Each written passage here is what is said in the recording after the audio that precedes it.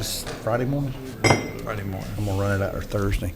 Okay, I'd like to call to order the Board of County Commission meeting Tuesday, October 25th, 2016, and I want to welcome everybody here this morning, and I hope you're enjoying our first taste of fall in 2016.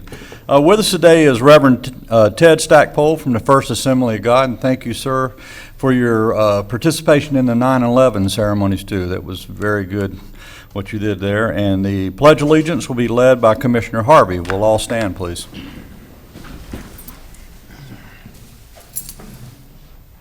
I'm sorry, Reverend Stackpole. Dear Heavenly Father, I thank you today for these commissioners. And I ask today that you would bless them, protect them, help them to be successful in their roles before you this morning. And I ask today that you would work with them, God, and assist them, Lord, as they serve under your authority, as they serve with honor, respect, wisdom, compassion, and godliness. Help them to use good judgment, pursue justice, love mercy, and to walk humbly with you. Be with them as they watch over, protect, lead, and serve the citizens of this great county. May they be able to establish rules and laws that honor your laws and strengthen families and towns. Bless them for being godly examples in their roles and responsibilities. Bring unity and synergy to the work and decisions that lie before them today. And may Putnam County once again find its way through you and prosper for your glory. In the name of Jesus I pray. Amen. Amen. Join me in the pledge. I pledge allegiance to the flag of the United States of America and to the republic for which it stands, one nation, under God, indivisible, with liberty and justice for all. Okay. Thank you, Reverend Stackpole. Appreciate it. Okay.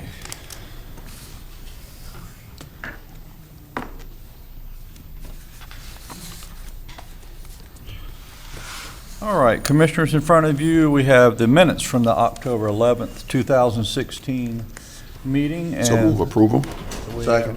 And I would like to point out in the discussion that there was a correction, and you're all aware of it, I think. Right. It's well noticed. Okay. All in favor then signify by saying aye. Aye. Opposed, like sign. Thank you.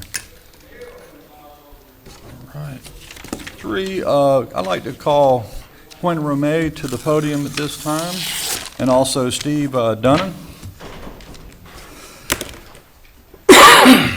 Two very busy gentlemen last week. Steve is from FEMA, and we all know Quinn as our EOC contact. Thank you, Mr. Chair. We've got some friends in the audience with FEMA and some other federal agencies, and I'm going to let Steve introduce the folks and call them up. And real briefly, they have some information. If you have questions, they'll give you the contact cards, but just to put a face with the different agencies that we have. We've got a number of state and federal agencies here helping out, and I'll let Steve. Morning. Good morning, ladies and gentlemen. Thank you for allowing us to come, and it's good to see you again. As you know, I'm the Ops Division Director here in the county and work directly with Quinn here, and we're here to assist you guys as much as possible. We do have several folks here. I have an SBA representative, a private sector representative, and intergovernmental affairs representative who will be the IGA, Intergovernmental Affairs, will be working directly with you. I would like to introduce Mr. Bill Tanger first. He's our Intergovernmental Affairs representative, and I'd like for him to come up and introduce himself and just describe slightly what he does. Bill? Thanks, Steve. Just pointed out to me a little while ago, I'm the only guy with a FEMA blue shirt on. How are you? I just realized that I'm the number one target. No, I'm just kidding. Anyway, I am Bill Tanger. I'm your Intergovernmental Affairs representative from FEMA, and I would be your primary contact, aside from Steve, of course, for any issues, questions, comments, and information about FEMA. I plan to be here for at least a month, working with everybody involved in the disaster. I have for you a folder. I'm not going to give it to you today, that has some good information about FEMA programs, the individual assistance programs, public assistance programs, breaks it all down, gives you some good information. It gives you a file to keep on hand at all times for this disaster and future disasters. Good starting point, especially if a disaster occurs and FEMA isn't here for a few days. So what I'd like to do is contact you individually, everybody who's elected, and set up appointments, sit down and talk to you and go over this stuff and hear from you about your concerns and any contacts you've had from your constituents, and what we can do for you and the survivors. So with that, I'm going to step back and let somebody else talk, but anything to do with FEMA, give me a shout, and I will get business cards to all of you. If I could say before you step back, Yes, sir. Bill, we're available, especially today. We do have a workshop at 2, but anything in between, this is very valuable to us at this point because we are getting questions that we can't answer, and we look forward to that packet you have. I'm certain of that, and we're doing our best to get a DRC set up, a disaster recovery center, Yeah. and all those other things that are part of a FEMA recovery program. So I thank you for the job you do. Commissioner Flagg has a question. Yes, sir. Bill, thank you again so much, and Steve and Chief Quinn. That was going to be my question. There are many of our citizens that may not have internet access and do not have transportation to go beyond our county. And so I was concerned about the DRC. How much priority are you putting on that? And I mean, so what is the expectation on getting that disaster relief center? Yeah, as you can imagine, it requires finding an appropriate building, an appropriate price, and a location, and all that. And we thought we had one. We were very close, and it just fell through the other day. But so we're looking at another site and other sites to get something done as soon as we can. I would guess the best thing I'd do is give you a guess. Steve could probably tell you better about. Yes, sir. We're going to be doing an inspection at the fairgrounds at 10 o'clock, and hopefully if the inspection's successful, we hope to get it open by the end of the week. That's our goal, but we'll see how that goes. We'll have to do an MOU with the county and move forward that way, but that's what we'd like. We just want to make sure there are no barriers on our part. Correct. Because it's near and dear to our hearts, and our citizens need that as a priority. Yes, sir. Thank We you. understand that. Yeah. One more question, if I could, Oh, that's please, fine. Bill. That's why We're a primarily agricultural Right. county, and of course, we're getting a bunch of farmers interested. They had a total loss on, it seems to be a gap between their insurance. If the crop was out of the ground, they're covered, but because they were just at the seeding point, they're not covered. Can Let me- you elaborate on that any? Yeah, let me reserve that for the private sector person here who's got a little more expertise in agricultural matters than I do. Okay, I know. And- We're anxious. Yeah, we're Thank you. kind of, by necessity, we're specialists. All right, any other questions for now? Expect a call from me. All right. Thank you. Okay, thank you. Thank you, sir. Okay. Nice to meet you. Speaking of private sector, I'll introduce Mr. Art Getz next. He's our private sector representative. Art? Very good. Thank you.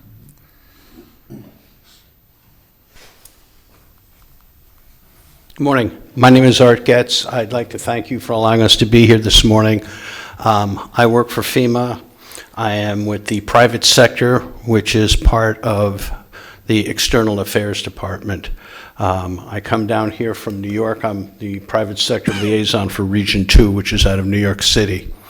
What we're doing right now, and let me explain a little bit about private sector because it's a little bit a newer area of FEMA than other areas. Private sector actually started out of Katrina when the businesses that were hit said, "What can you do for us?" And unfortunately, we had to say to them, nothing. There wasn't anything in place at that time. Back in 2007, I believe it was, private sector was started, and what we do is we work with the businesses, the chambers, the utilities, academia. In a nutshell, we work with everything and everybody that is not government. We don't work with the local government, no offense intended, and we do not work with private homeowners or renters. We have other areas for that. So basically what I do is I go around to the chambers and to the utilities, and I should also explain that here in Putnam County, and I'm going to introduce Helen Housen. Helen is the person that will be directly involved with Putnam County here, and will be here quite often. So you can ask your questions or get answers through her. We'll be working together on this. Right now, what we're doing is, I said, we're asking businesses what do they need. We've already talked to a couple of the Chamber of Commerce's to ask what they need, and the idea is to get the economy up and going as fast as possible. We're strong believers in, the way to recovery is through businesses.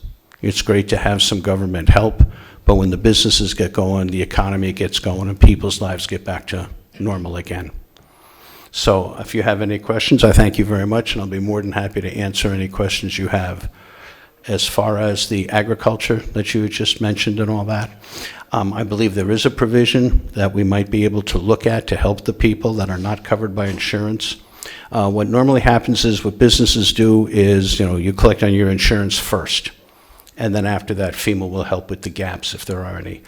Right now, since you said there are no, insurance was denied these people, what we would need then is some details, their names, their addresses, and things of that nature, and we'll be more than happy to forward that on and get back to you with some answers for them, some specific answers. If I could ask you, Mr. Getz, that we do have a Tri-County agricultural agent that is located right here in East Palatka with an office that is very coordinated and is kind of the unified voice for all the farms. But I would love to introduce That'd be great. your department to that department. Absolutely. Would love to do that. Yes. Glad you're here. Thank you. Thank you. Any other questions while I'm... Yep. Okay. Thank you very much for your time. Thank you. Yes, we did have the fern industry and the cabbage industry call up the EOC, and they did have some issues. We directed them towards the agricultural folks and up to USDA. So that's the avenue that the companies, the agricultural companies need to go through. Individuals, they'll need to call the 1-800 number. Next up, I'd like to introduce our SBA representative, Ms. Gwen Robertson. SBA is Small Business Administration, my apologies. Yes, we're familiar with that acronym. Hi, Ms. Robbins, how are you this morning? Good morning. Thank you so much for having us. My name is Gwen Robinson. I'm with the Office of Disaster Assistance. I'm a public affairs specialist. And as you know, what we do is we offer low-interest loans for homeowners, renters, and businesses. Homeowners can get loans up to $200,000, personal property damage up to $40,000, and for businesses, it's up to $2 million, and I do say up to $2 million. But the first thing we ask you to do is to register with FEMA. We are partner organizations with FEMA, so that's the first thing that you have to do. There are 3 ways in which you can apply: paper application, online, and at one of the DRCs. And we recommend that you go into a DRC because it's like a one-stop shop. You can get all of the information that you need. And then, of course, I brought some booklets for you so that you can review it and share it with your constituents. So if you have any questions, I'll take them at this time. Anybody for Ms. Robertson? Thank you. Thank you. Thank you. And finally, we have Ms. Deanna Frazier. She is our Public Information Officer. And Deanna, would you come up, please? You got the cavalry with you this morning, don't you? All right. Well, when FEMA comes, they come with an army. So. I am the Public Information Officer for Putnam County. All things to do with FEMA and the media, that's what I do. And so I've been working very closely with Paul Flato, getting on the radio. We've been doing 3 radio shows every morning this week, and so he's been showing me the ropes, and I've been also talking with the daily newspaper here. And so anything to do with getting the word out to your constituents via the media, that's what I do. And so if you have any questions of me, I'll take those at this time. Mr. Chairman, I'm not sure who can give us the update for the benefit of all concerned. While we have so many different issues and so many different levels of what we would call the disaster, the cleanup with the crews that are starting, the contract crews that are starting in the south end, I think we're hearing more and more about what's the pace, how are they coming along, when are they getting to my area, do we have any type of tentative schedule so that the anticipation will remain, but the anxiety can dissipate? Okay, I'll let. Well phrased. Larry Gass, I'm sure can update you on the pace and exactly where they're at. I know they're moving forward with that and mosquito control, so. They've gone through Crescent City, Willaca, Georgetown, all the south end this week. Probably today they're starting in Pomona Park. Another crew should be starting tomorrow, we're hoping, and they'll be starting at Federal Point and working through East Palatka there. And we're working our way right to the north and then to the west. And they've gotten a good majority of the storm debris up already because the south end was the heaviest hit, and everything else is kind of a hit and miss through the rest of the county. Some places had an oak tree down and a lot of debris, and a mile and a half down the road before you see anything else that was there. So they are currently working with the hardest part of it now, and it should go much faster as they get farther north and west. Mosquitoes. Mosquitoes, very important. Golly, yeah. Just about the entire county has been hit once. We're in the process of going back around and doing it again. Several areas have not rebounded. After the first spraying, the initial results from the traps are showing that their threshold is still fairly low. But then again, we have some areas like San Mateo and Federal Point where the mosquitoes are still breeding, not as bad as they were last week, but we're in the process of coming back around again for a second shot. Majority of my calls are San Mateo, without a doubt. Excuse me. Mr. Gass, can you explain the difference between the FEMA mosquito control and our county mosquito control? There was some questions about private roads and public roads. FEMA can't go down the private roads. Is that? FEMA on the debris collection does not go down private roads. No, this was from mosquito. This is what I was told. FEMA does not have a mosquito control program. The Department of Agriculture and Consumer Services, Okay, that's, they're the ones that have a possibility of doing aerial applications, but the ranking is not there for us right now. One of the differences is Federal Point had some of the highest populations that we had, which we were getting, 300 or 400 mosquitoes a night. Now you're comparing that to the coastal areas that have salt marsh mosquitoes where they would be getting 10 to 15,000 in a trap per night. So you can see that our difference is there. We have no cases of Zika in the county. So that dropped our priority down even more. We've only had 2 birds test positive for Eastern Equine or St. Louis or West Nile. We only had 2 birds the entire season test positive, so that dropped our ranking a lot lower. So right now we're not very high on the ranking system as far as getting assistance.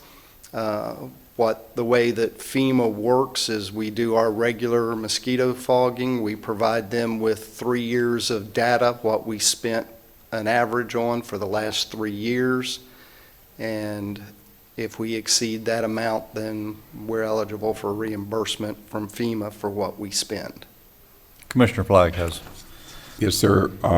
I believe that emergency management has been working as it relates to the issue of the private roads, public roads, and things of that nature. And I think that there has been discussion, especially, in our county, where the metro doesn't understand, I would say the matrix for public and private roads, because, the more urban you get, it's all public. So it's a non-issue. But I think the action of emergency management, working with the local FEMA leaders and yourself, that there is a declaration to help the federal level understand our uniqueness, and it would be difficult for some of our citizens to drag anything to the nearest public road. And so maybe our emergency manager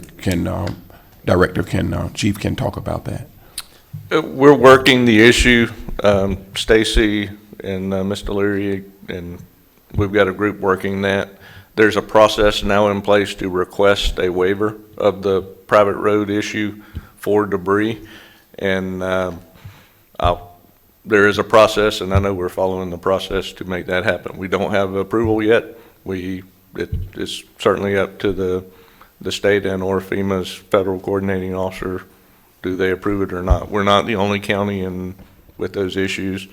Certainly Clay and the other counties we worked as a group to get to a point where they would entertain the problem. Thank you. That's a very valid point Commissioner Flagg brings up. Anybody else? Yes, Mr. Commissioner Harvey. Chairman, Mr. Gast, I do appreciate the fact that you're spraying mosquitoes as hard as you can, but I haven't seen anybody in the West Putnam area spraying, nor have I heard of anybody. They have been in Interlaken. That Melrose has not gotten high enough to be hit yet, but they've been all over the county pretty much. Okay. Just about every zone in the county has been hit once. Well, we appreciate it, whatever you can do. Now, a lot of times you're not going to see them because what I did is I lifted the limitations on them. They used to have to spray and be completed before 11 o'clock at night. So they would generally be out while people were up. Okay. That has been eliminated. They can go on to 2, 3 o'clock in the morning, and that's why a lot of times they may not be noticed now because, if they get out, they get going. I want them to keep going till they have to go back and get more chemical. Okay, thank you. One alibi, my apologies, we do have one more representative. Our individual assistance representative is here. She also will be the DRC manager, and Ms. Rose Blaha. Good morning, ma'am. Good morning, and thank you for inviting me here. I'm very excited to represent the individual assistance program. We are the ones that deal with the private owners and renters, so it's more down to, individual help. Our assistance, when an applicant registers, they can be eligible for temporary moving expenses if their home is uninhabitable and they cannot remain there. We can have assistance with rental assistance. Also, after they have registered, the first thing is, of course, to register with FEMA right away. Even if you're unsure if you qualify or not, when in doubt, register. Because then the system will just go through the process and let you know where you can be eligible. Another type of assistance when an inspector comes to visit you, because that's the only way that we can determine the amount of damage so we can see what that person is eligible for. They have repair assistance. If a home is majorly damaged, we have replacement assistance. And then also we have permanent housing, but that one doesn't come into play because, everything would have to be no resources or anything. But our grant can be up to $33,300, which is the max grant that we would be able to assist any individual. Doesn't mean that everybody gets the $33,000. It just depends on what the loss verified is. But our job at the Disaster Recovery Center is to help everybody on an individual basis, one-to-one, understand the system, explain what the letters are that they are receiving, and just help them through the process. I would like to encourage everyone to use the DRC, the Disaster Recovery Center. My team and I arrived here last night, and we are on standby, ready to go and ready to serve, the applicants of this community.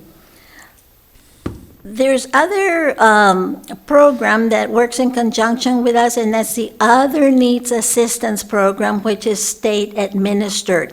And some of the things that they can help with is medical, dental, childcare, funeral, and other miscellaneous items, such as a chainsaw, a dehumidifier, and stuff like that. And that's why we encourage everyone to come to our DRC center so we can look, give a status check on that applicant's case so we can see, is there anything in here that they had damages that we can refer them to?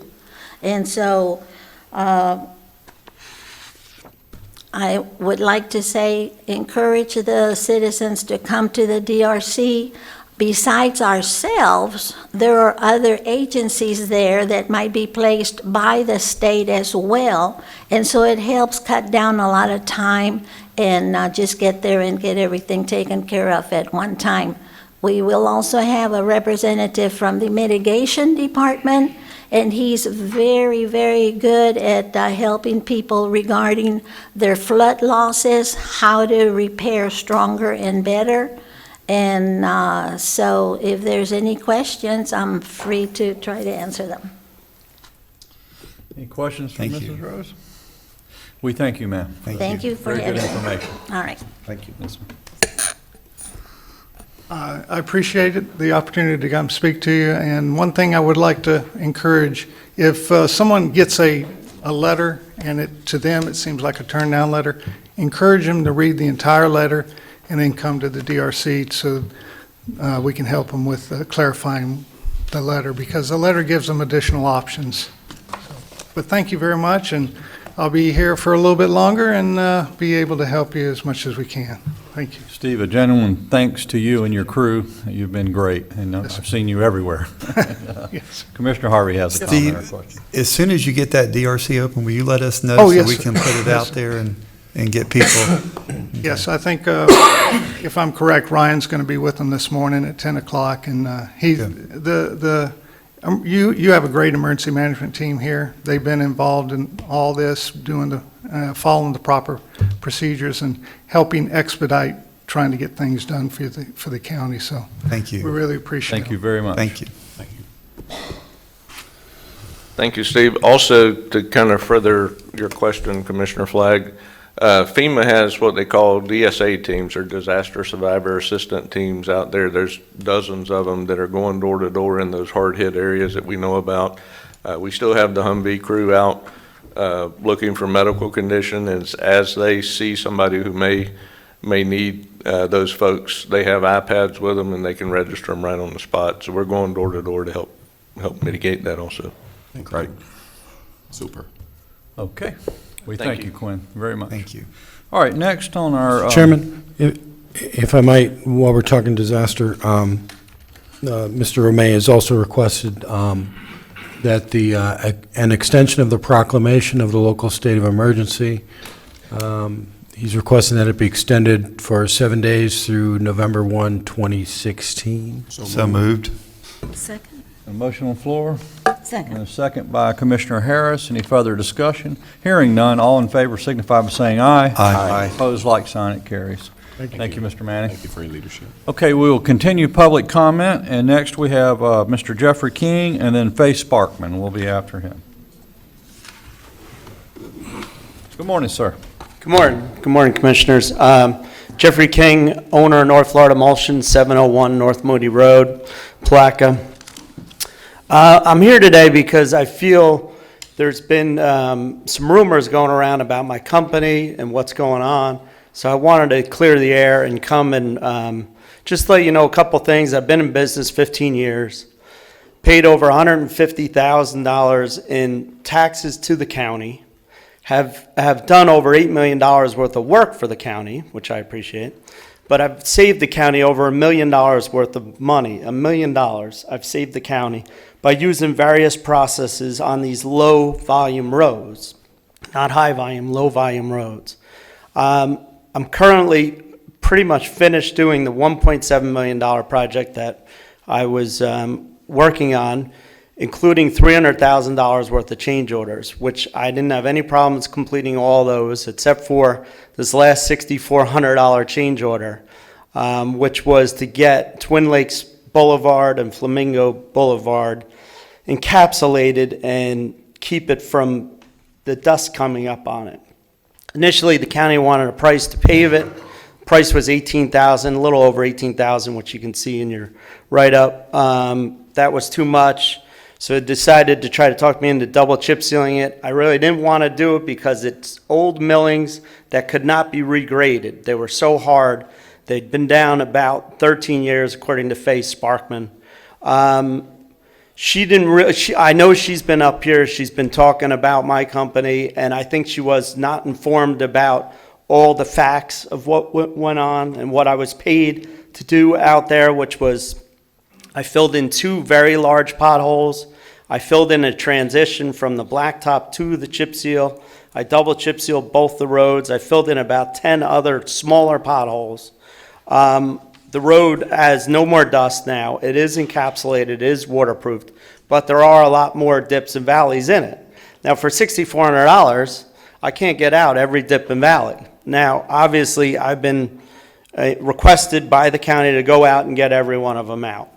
I didn't realize that they were going to force my hand on that. Obviously, I'm going to go and do it because I am a member of the community. I think I've stood behind the community. I think the commissioners need to stand behind me. And I just wanted to come and clear up the fact that I've done great work for the county. I got great products. I've been in business a long time. I pay a lot in property taxes, intangible taxes, and I wanted to clear the air. Do you guys have any questions for me? Any questions? Just a comment that we appreciate you coming forward, but I think I speak for the commission. We really, because of the nature of this work and we're not privy to the contract. Okay. We have beforehand, nobody's reviewed it I know of, but if we could work through Mr. Tompkins and Mr. Nimitz, that's how we prefer to do this. Right. If we can. But you have been here a long time, and we appreciate that, and there's been some great work. And if there's a discrepancy now, we really do prefer that you get with press. No, there's no discrepancy now. I mean, it's all worked out. I don't have a problem with the Public Works Director. I just wanted to come forth to the commissioners because I know there was rumors out there about my company, about what went on and what didn't go on. So I wanted to clear the air so that you guys are comfortable with me and my company moving Mr. King, forward. we were never But uncomfortable. we had really feel we have Press and I don't great have a problem. leadership at the Public Works Department now, and Right, and we don't have a problem with that. okay, good deal. That's how we Okay. prefer to do it. Thank you. Thank you, sir. Okay. Okay, Ms. Sparkman.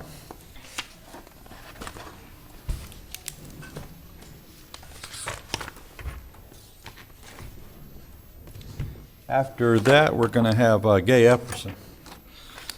Good morning. Good morning. My first thing on what I wrote on my card is our tax base in this county. I don't know how many of you sitting there have driven this whole county.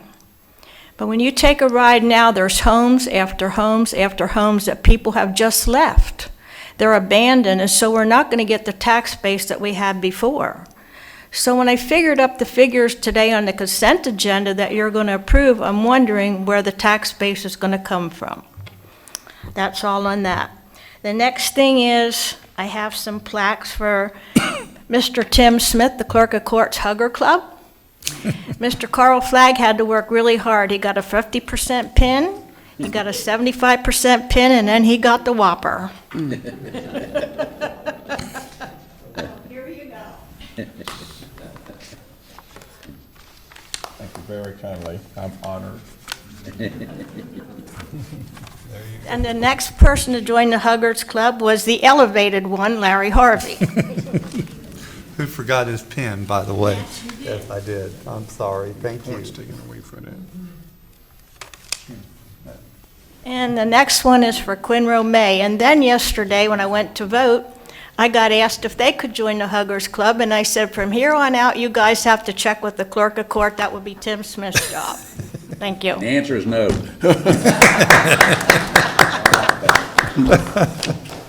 Ms. Gay Esperson.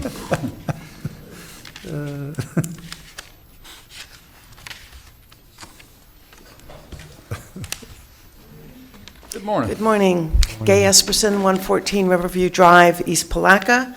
And with me is Kevin McNichol. What's your address? 104 Delwood in Palatka. I'm here to brag, especially for Kevin McNichol.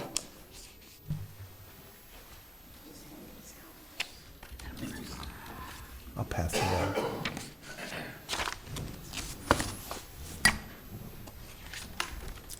This is this is something that's already happened. This was our second year for the Kai Hike a Bike adventure race. Putnam Boys and Trails has sponsored this for 2 years. It's a triathlon adventure race in Wallaka, and it's the brainstorm of Mr. McNichol. And we had to delay it a week because of the hurricane, but even so, we had a great success. People from outside the county are coming for this triathlon, and we're expecting it to be a lot bigger next year. And so I'm just bragging about that. I put out a survey about it, and the participants said they liked the camaraderie, the friendly and supportive staff, beautiful scenery, it was well organized, a good location, nice trails, jumping in Mud Spring at the end of the race, and the rural setting. So we've endeared our county to people outside the county for outdoor recreation. And I'd like to read a couple comments. Great job, I'll be back next year. Thanks for the great event. Here's the one that got me. I came from Melbourne wanting to try something different than the normal triathlon, and got just that. The race was excellent in nature, no pun intended.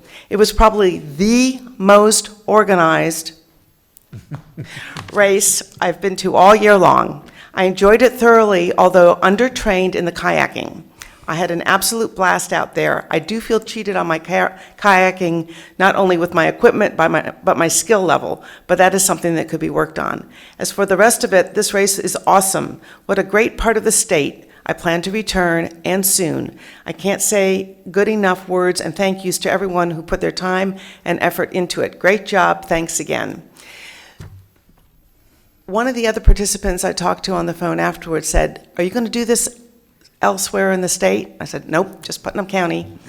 And he could not find another triathlon that had a kayaking leg involved. So we're a unique race. We plan to do this every year, and we're trying to support the forest, Wallaka Forest, with whatever proceeds we bring in. Is there anything you'd like to say about the race? We could not have done this without all the volunteers, That's right, including the forest folks. The forest wasn't destroyed, obviously, in the hurricane, but it was a mess. And Danny Wells and Stacy Harris and their crew down there got it raceable. So something came through my mind and then went. So Putnam Boys and Trails is trying to have several events throughout the year, and our next big event is the Palatka Bicycle Weekend in April, and I'm going to pass these out just so you guys have something to look forward to. Also, Kevin, we want to thank you for the uniqueness of this event. And also, the place, a lot of people, our own residents, don't realize the unique experience that you can get at the Wielaka State Forest. Mud Springs, despite its name, is very clear. I've swam in it with Gay before. If you look at our Facebook page, every time we describe it, we list it as crystal clear Mud Springs. It is very nice. But I've worked with you with the signage for a couple of years, and you do have a lot of passion. And Putnam County Blueways and Trails, I mean, passion out of the stratosphere. You guys are just super, unreal, and you're really getting us known throughout the state for nature-based tourism. And Gay, we thank you from the bottom of our hearts, every one of these commissioners. Let's give her a round of applause.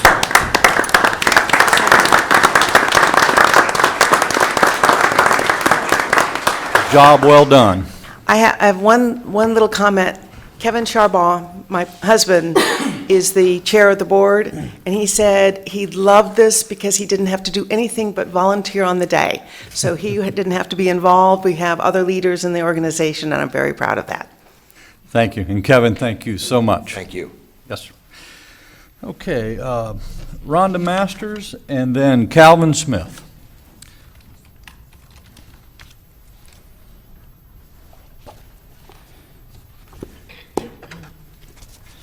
Good morning, Ms. Masters. Good morning. How are you? Fine, thank you. A number of my questions have been answered already, so that's a good thing. You had the whole team here this morning. Oh, we did, and so we're looking forward to finding out where that disaster relief center is going to be, so we can start referring people to it. As you know, a lot of people at Federal Point are in desperate need of some of those services. Also, when I was happy to hear about the waiver on the debris pickup, if we could find that out as sooner than later. As a homeowner in particular, we lost 18 trees because of the size of our property, the depth of our property. We could not get them all to the road. We had a dividing line, and some went to the road. Some we've been in the midst of doing a massive burn. So that would be nice. I think Mr. Gass mentioned that the Federal Point area is being serviced at this time. It's so. The new crew that comes in will be starting at Federal Point. That would be wonderful.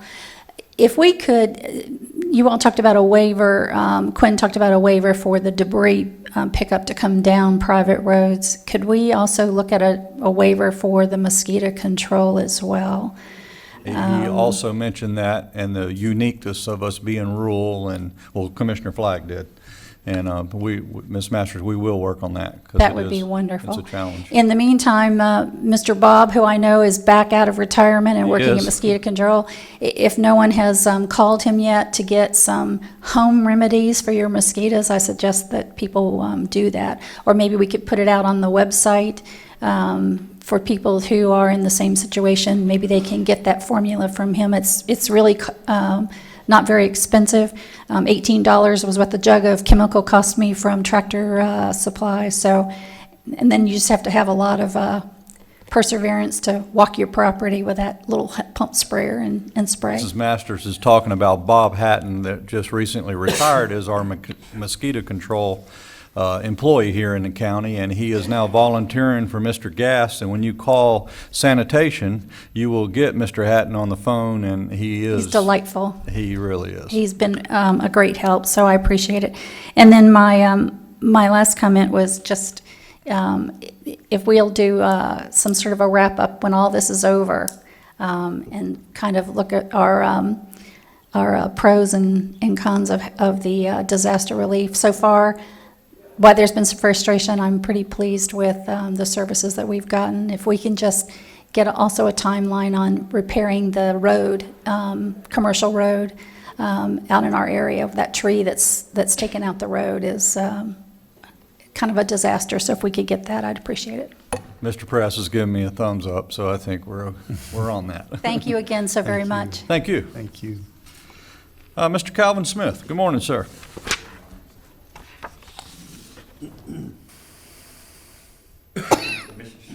Morning. My name is Calvin Smith, live 910 B Street, Palaca, Florida. I'm here about the same dead horse I've been beating for 6 years or better.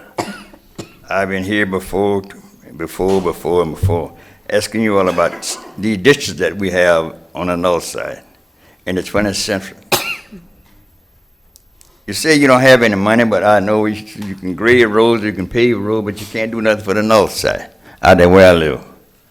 And I had each one of you commissioners out there, and you looked, we're gonna do this, we're gonna do that. And nothing been done yet. And you want tax money, but all your tax money goes somewhere else. Now we wanna find out, what are you all gonna do? You gonna do anything, or let it stay like it is? Yes. Mr. Yes, Flagg, sir. I'm sorry. We have details that we discussed in our transportation meeting. There is a multi-million-dollar project to correct the Palmetto Street, and we've gone across both sides of 17 that's there. And our meeting is at 2 o'clock this afternoon, and we can give you an update on all of the work that's been done to go in there and not patch it, but go in there and actually do a complete overhaul and get that drainage. And so we are starting. It's a major area, and like you say, it's been 6 years since you've been coming here. But the issue is much older than that. That has been some neglect over the years, and so we do have a process, and I'd be glad to sit down with you and go over the progress that we are making. You see, the streets that must have been paved, they is caving in.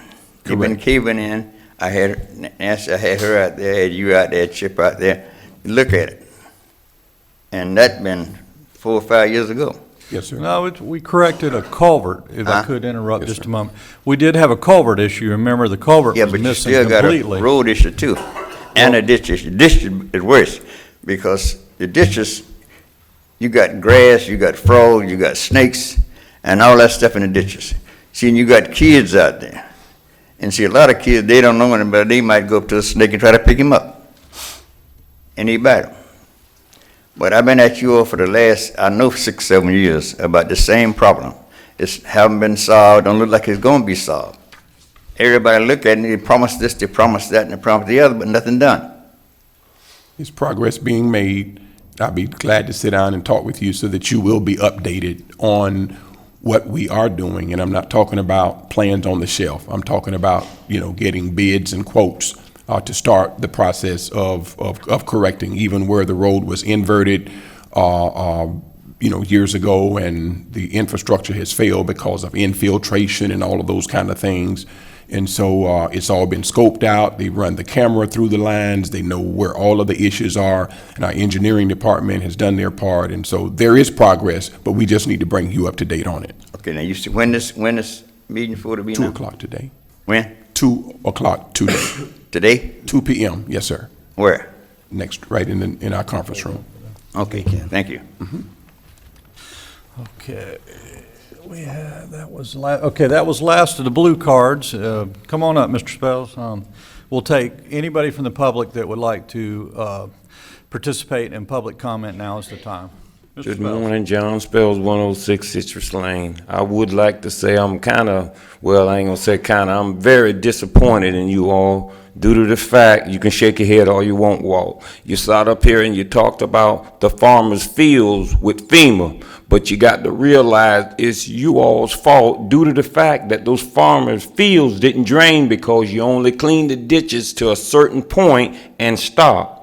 But then at the same time, I'm here to let you know that lady got flooded out again, but didn't nobody have no interest in that there. But it just seems like the farmers is always the ones that's, getting the better end of the deal, but you don't worry about the people on the downhill of the same ditches from them fields that's getting flooded out. Now, due to the fact that you did get money for cleaning the ditches, cleaning the ditch, but you all took it and sent it to an engineer, didn't even cut a stick, branch, or anything, but soon as the farmers need something, they get it. Now, I was at the workshop meeting when Mr. Palacio during there got a standing ovation in Barton for cleaning, y'all decided to clean a ditch in a cow pasture, but you don't have the consideration of the water that you was dumping from the farmer's field into the lady's house. Now the lady done had to move out of the house. And at the last meeting, and you know, I noticed every time a person come up here and discuss something or have an issue,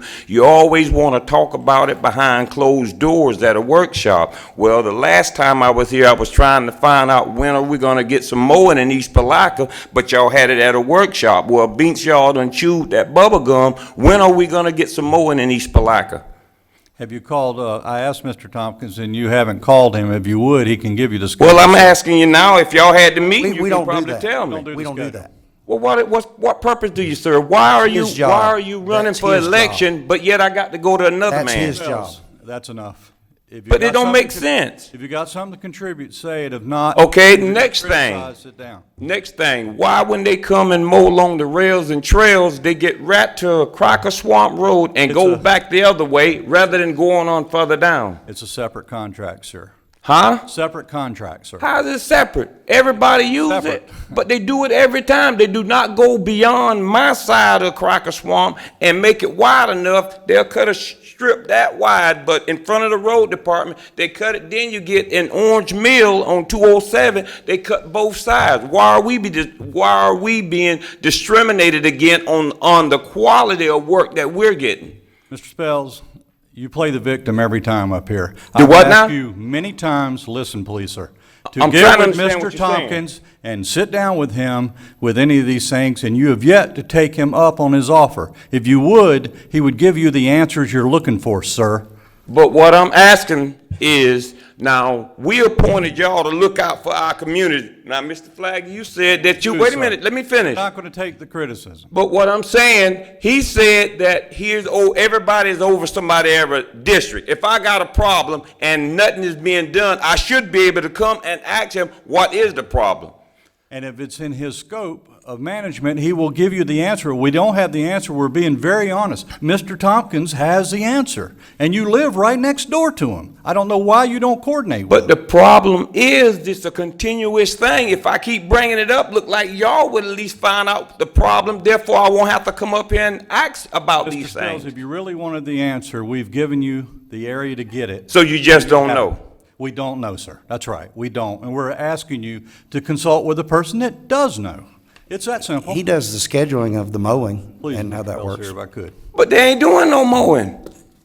Well, we beg to differ, and if you would sit down, he'll show you exactly where the mowers are working and where they're going next. We ain't got but one mowing this year. Okay, sir. That's your opinion. Thank you.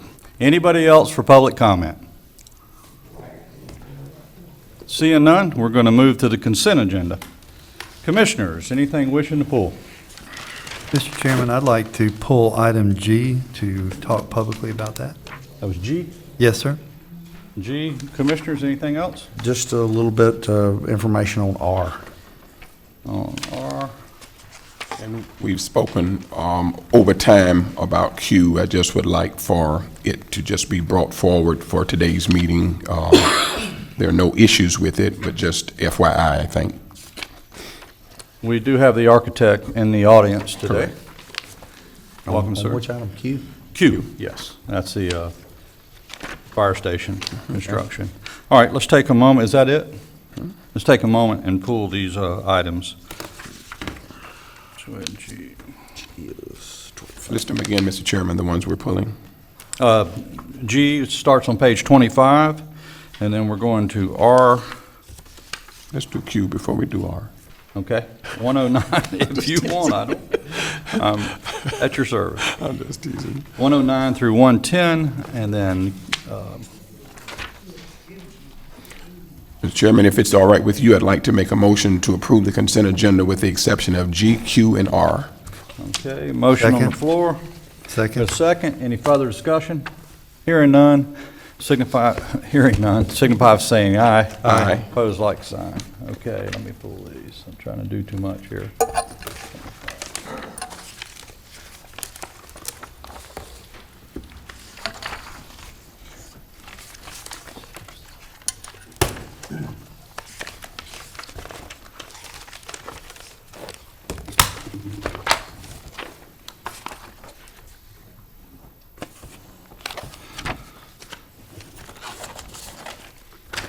Okay, we're going to take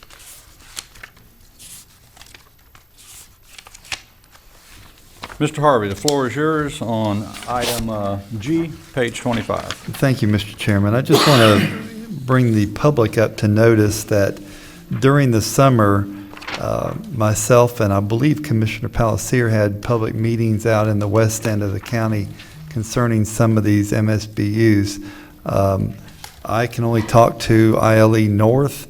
Those MSBUs have been in place for well over 15 years out there at a price of $27.57. The problem is that ILE North, people are moving out, and we're not getting the tax base, and the roads are deteriorating. So we had to cut the services down to maintain the price. So we had a public hearing, a public meeting, and the citizens of ILE North agreed that were in the room that night to increase their assessment from $27.57 to $41 to get a little bit better services and not let the roads deteriorate. So I just really wanted to make that public statement that it wasn't a commissioner-driven item. It was truly done by the citizens that live in that area that decided to assess themselves a little bit more to make sure their roads are maintained. And I just wanted to make that public statement, sir. Thank you. So moved. A motion on the floor? Second. And a second.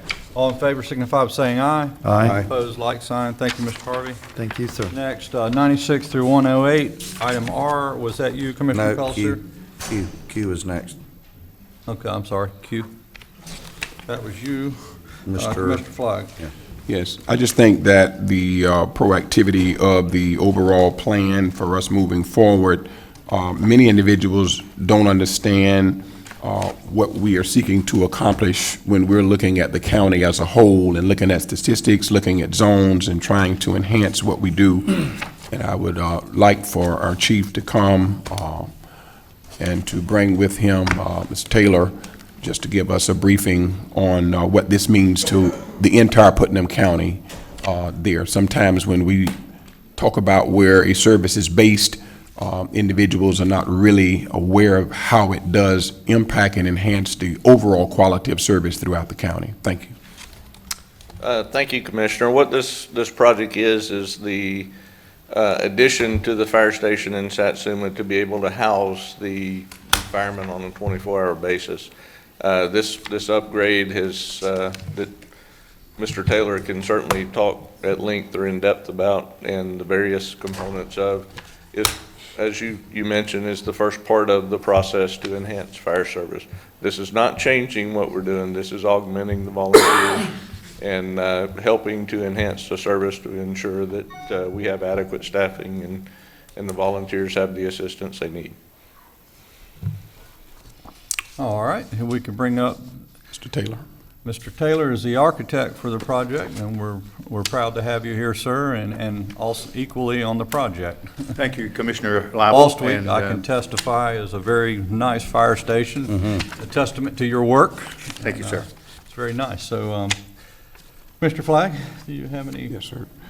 There is an attachment that was put in talking about the process of how this project, the final contract amount was attained, and I think that it does say a lot about how it was well negotiated. And I was wondering again whether or not there were some things that you learned from the previous station that is being dealt with in this station.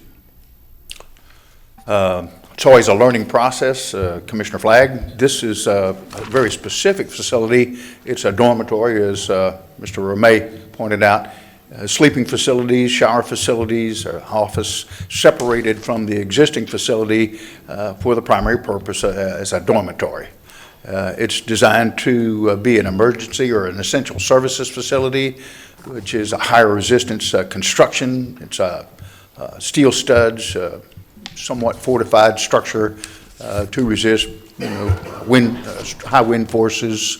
It's grade level access, handicapped accessible, has an emergency generator, fire sprinkler system, a very sophisticated little building to accomplish this need. It's about 1,460 square feet in size. It's within 10 feet of the existing facility that will make it readily accessible for the firemen. So if they're asleep, when they have an emergency, they can jump up, run to the vehicle bay and access their vehicles and head out. Like Mr. Romay said, and as you may know, I can give you more specifics if you have questions. So moved, Mr. Chairman. Mr. Chairman, I had a question. Yes. I'm sorry, Mr. You Flagg. good? Do we get a second? Hadn't yet, but I will. Go ahead, make your comment. Mr. Taylor, thank you very much, and also I like the fact that we're using local contractor here in Yes. Putnam County. That was a real plus for me. Yes. And do you see any cost overruns on this? I mean, you believe the price will come in close to where we're at? It's a fixed fee or lump sum proposal. Okay. There were 3 other bidders, all of which were in a competitive area as far as the total cost is concerned. The contractor, I did review his credentials and made recommendations to the county about accepting it based on the credentials and the references that I received. I believe the contractor is a quality contractor. He was complimentary of the documents. We always appreciate that. At this point, don't foresee any additional cost. But it is a construction project, so we'll be there diligently to represent our client. Thank you, Mr. Taylor. I appreciate it. Commissioner Harvey, if I could take just a minute, I want to tell you a little story about Mr. Taylor.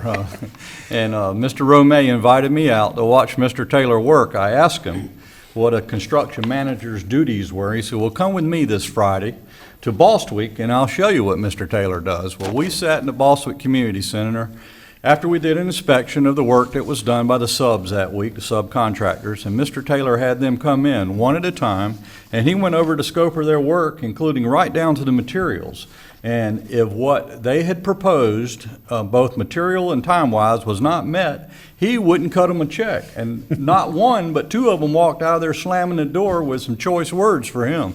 He does a good job, is what I'm saying. Our tax dollars were well protected, and I'm going to brag on you, sir. Thank you, If you sir. can have the same scrutiny for this job, you'll be hired for the next one. Great. Thank you. It makes me Good happy. job. Thank But you. yeah, Happy you're- they were quite mad with him.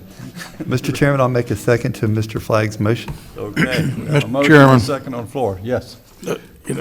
This facility is also going to house the EMS unit that is in very close proximity to the volunteer fire department building, and that EMS unit is currently in a deteriorating structure that will be removed from that location once this facility is completed, and the EMS unit 2 for 1. personnel will be housed in this dormitory as well. Good deal. Okay, I have one more question, if I could.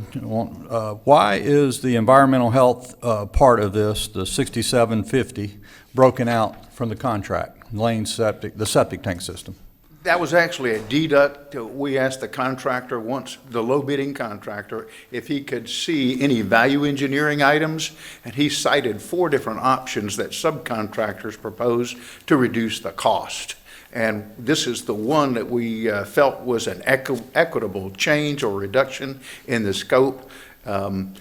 Typically, civil engineers that do the septic tank and drain field design might be a little bit more conservative. I got A you. local septic tank contractor says, I can meet the permit requirements and save money. Yeah. So the engineer looked at it, the health department approved it, and we determined that it was an equitable credit.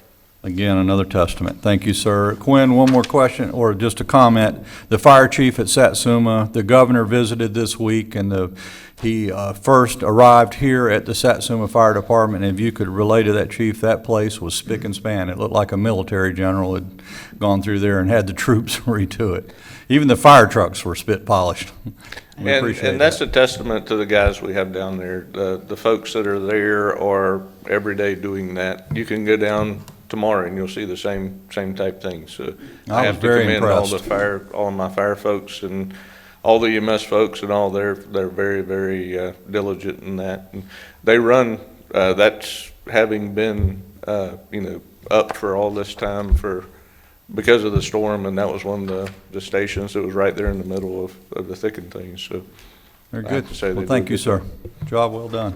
Okay, we have a motion and a second on the floor. All in favor signify by saying aye. Aye. Opposed, like sign. Thank you, gentlemen. Thank you. Appreciate it. Thank you very much.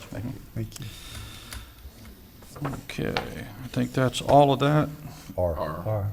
We do have R. Who pulled that with you? Not me. Commissioner Pellicer, floor is yours, sir. Just a little comment here. Appearance is everything, and I'm chairman of the Fishing Fund Advisory Committee, and some of that money is coming from there. The cleanup and removal of those derelict vessels, I think, is just one of the best things we can do for our waterfront or throughout the county, from one end to the other. Those things are such an eyesore, and we talk about our image, and that is certainly something that we can be very proud of, that we're cleaning up and improving our image throughout the county wherever they are, and they're a navigational hazard also. So I think it's a really a good thing that we're getting that money and going to get that done. I just, sooner the better. Yeah. I'd like to, Ms. Wisnot from our Parks and Recreation Board, you could come up, ma'am, and Stacy Manning. There are changes. This award you have applied for occurs under the 2016 cycle, but the legislature made some changes in this that the local law enforcement agencies, and I'm vague on this, and I'm asking you both if you could research it and see what our new approach will be. From what I'm understanding, we won't apply for these derelict boat funds anymore, that we'll be able to contract or make the call based through our law enforcement agencies to have these vessels removed. Have y'all followed that any? I am unaware. Stacy? I can take a look at the specifics would. that you're asking about. There are major but I know there changes. were changes. Yeah, and it's quicker. Well, this took a year or more of asking probably, and it won't take that long. If we see one that's going down in the future and we know it's going to hit the bottom of the river, we can act upon it. There's criteria you go by to determine if it's, truly derelict, and if it is, we can act upon it without going through all this. They're identified by the state, and in turn, they contact us. They photograph the vessels and take the identification off them, and they put that out to various organizations throughout the state. So that's how we're made aware of it. Yeah. Okay. I might add that we do have the ordinance that you all adopted last year to deal with the vessels that are attached to properties. So we do have that. There may still be a gap, a donut hole, in what we can do in relation to private canals, and I think that may still be an issue that something we may be butting our heads up against in the future. But from what I understand, the new changes were definitely helpful in dealing with the ones that are in public waters. If you could look into that and bring us up to date. This is an application to get the funding to remove the vessels, not to get the authority to remove the vessels. I know. All I'm saying is there are changes, though, that the cost of removing this vessel is quite expensive, and the legislature acted upon it and made it easier for us not to get to this point.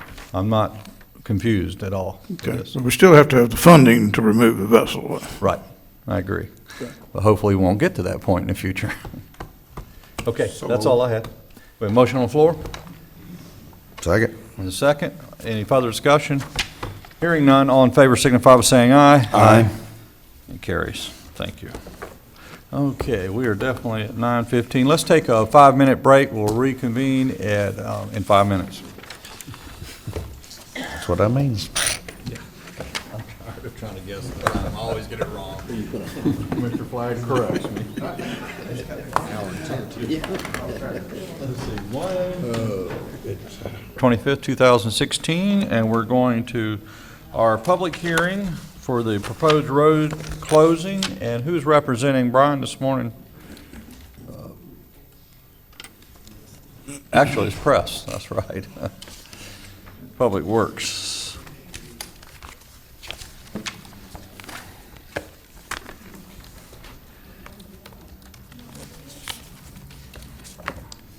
I'll remind everybody, this is a public hearing, and we will. And I believe on this one that Public Works did not have any objection to the abandonment or closing of these easements. Okay. We reviewed it. Commissioners, or you have any comments or questions? We went through the packets. Staff, like Mr. Tompkins has said, has recommended the closure. And this piece of property at its widest is 15 feet, and again, 10 and 7 feet, so it's a sliver, a true sliver of land That's that we're correct. cleaning up here. Right. I have one Okay? question. So, this is actually the vacation of an easement that's used for utilities? Correct. And probably drainage? It's just, I believe it's just for utilities. I don't think we have any drainage issues in this area at all. Okay. Well, the only thing is, it just says staff recommends that the board approve the vacation of the easement as described below, because vacating the easement will not deny any adjacent property owners access to their property. That's So correct. it's not really a road, but I was wondering if, when I looked at the aerial, are we cutting people out from being able to have power poles, or? No, ma'am, those have their own separate easements, but for this situation, we're not denying anybody any type of access or utility denial or anything. Okay. It mentioned that there was a letter from Florida Power and Light and Clay Electric, and it wasn't attached, and so I was just confused about, is it just access? And it looks like it's more like a utility easement. That's So what it all of was. that's And Clay clear. Electric, they had no objection to it either. I mean, we went through all the process we normally go through. Okay, thank you. Mr. Chairman, I'd like to piggyback off of what Commissioner Harris is saying, where it says attached letter AT&T and Clay Electric. That would be my concern for a subsequent or successive property owner to come and want to put back what we're taking out, because, I mean, it is a good length there, unless they're already moving forward with the plan with the property. I'm just concerned as to whether or not there is something specific that we wish we would have known later. You think we're safe? I think we're okay, sir. I don't see any future problems arising from this vacation. Okay. All right, with that being said, we're going to open the public portion of the hearing, and anybody wishing to speak against the closure, this is your time. Seeing none, anybody wishing to speak from the public for the vacation of this easement, now is the time. Come forward, please, ma'am, and if I could get you to state your name and address for the record and pull the microphone very close to you. And good morning. My name is Monica Beatty, and I did buy the property that is in question. And the closure is because I want to build a future home. Okay. And I live next door on the other property that my husband and I own together. And it's a manufactured home, and it has an easement as well. It's just the easement is right up to the mobile home. And as far as I know, all the easements in the property are not being used. They're abandoned. So, and we do have light poles in front of the property, and I think that's where the Clay Electric, I think that's the portion that they said they want to keep access to. Okay, let's see if we got any questions from the other commissioners. Commissioners? No. Seeing nothing, and we thank Okay. you for your comments you. this morning. All right, with that being said, anybody else from the public for the change? Seeing none, we'll close that, and we'll go to commissioner deliberation. Start on my right, Mr. Harvey. I have none. So move approval. Motion. Okay, we have a motion from Mr. Pellicer Second. and a second from Commissioner Harvey. Any further discussion? Well, let's finish deliberation. Commissioner Flagg. I'm through. Okay. All right. We have a motion and a second on the floor. Any further discussion? Hearing none, all in favor signify by saying aye. Aye. Opposed, like sign, it carries. Thank you very much. Okay. All right, we have from the sheriff's office with us this morning, item 6. Denise, are you, there you are. If you could come forward at this time. How are you, ma'am? Good morning, Commissioners. As you know, I'm Denise Barshis with the Sheriff's Office. Yeah, get that the real Chief close. Financial Officer. I'm here today to let you know some needs of the Sheriff's Office, and these are genuine needs that we are asking for. My purpose here today is to ask for a return of money from the 2015-2016 budget year that we will be returning to the county. We are returning approximately $807,000. Give us that figure again. $807,000. Okay. Now, this figure includes grant monies that were not spent, along with the interest earned that we, of course, cannot spend. Therefore, the actual money that could have been spent that we will be returning is a little over $768,000. Of that $768,000, I know that the board does budget for us to return about $150,000. Once you subtract that figure, the remainder is $618,000. There are several reasons to attribute to the excess that being higher in this past fiscal year than in past years. We have made some changes in our medical contract, which saved us a considerable amount of money. But as you know, inmate medical is a very difficult thing to be able to tell what we will spend up until September 30th. We have no idea what type of inmate condition we may have, so it is just very difficult to be able to tell that. We also usually purchase vehicles at the end of the year. Unfortunately, the FSA bid, which is the Florida Sheriff's Association bid that we use to purchase vehicles, we simply was not able to locate these vehicles in time. There just wasn't any out there to be able to purchase that we could find. We also had some projects that we had started, but because of some unforeseen difficulty, we were not able to complete those projects. As you know, our budget was decreased by $305,000. In addition to this, effective September of this year, we are now required to pay employer health insurance for employees that choose not to take out our insurance. This will be an additional cost to the Sheriff's Office for $234,000, and that is an estimation. We do understand that this is necessary because of the state of the insurance fund. We also understand that other departments are under the same challenges. In the 2015-2016 fiscal year, we have made building repairs in the kitchen, had a new booking desk built, purchased much-needed equipment, repaired door frames, had a double door relocated for the kitchen, all to be able to better the kitchen. We purchased vehicles, laptops, replaced the fuel system at the Sheriff's Office, and purchased other needed equipment.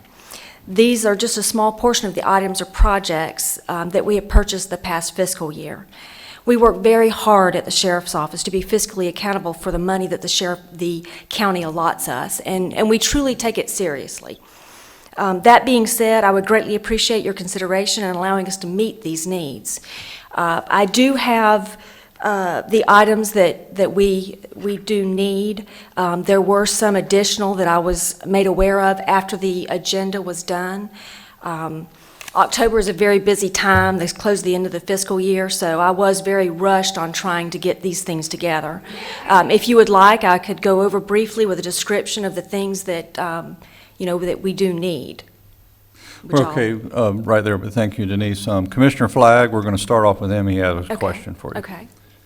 Where it says, and I was looking at your summary highlights, well, the amount when it say unknown at this time, that certainly troubles me, for you not to have an estimate on what I do have on some, yes, sir. Okay, but it's not Most on, of them. it's not on this memo that we have here. But when I see anything that has at the end of the statement, new jail, that concerns me. Why are we having to do anything as it relates to a repair to a new jail? That is alarming. Yes, sir. It is concerning. I can tell you briefly some of the things that we have run into. As I'm sure you're aware of, there are some other things that we have had to do that we actually did in this past fiscal year.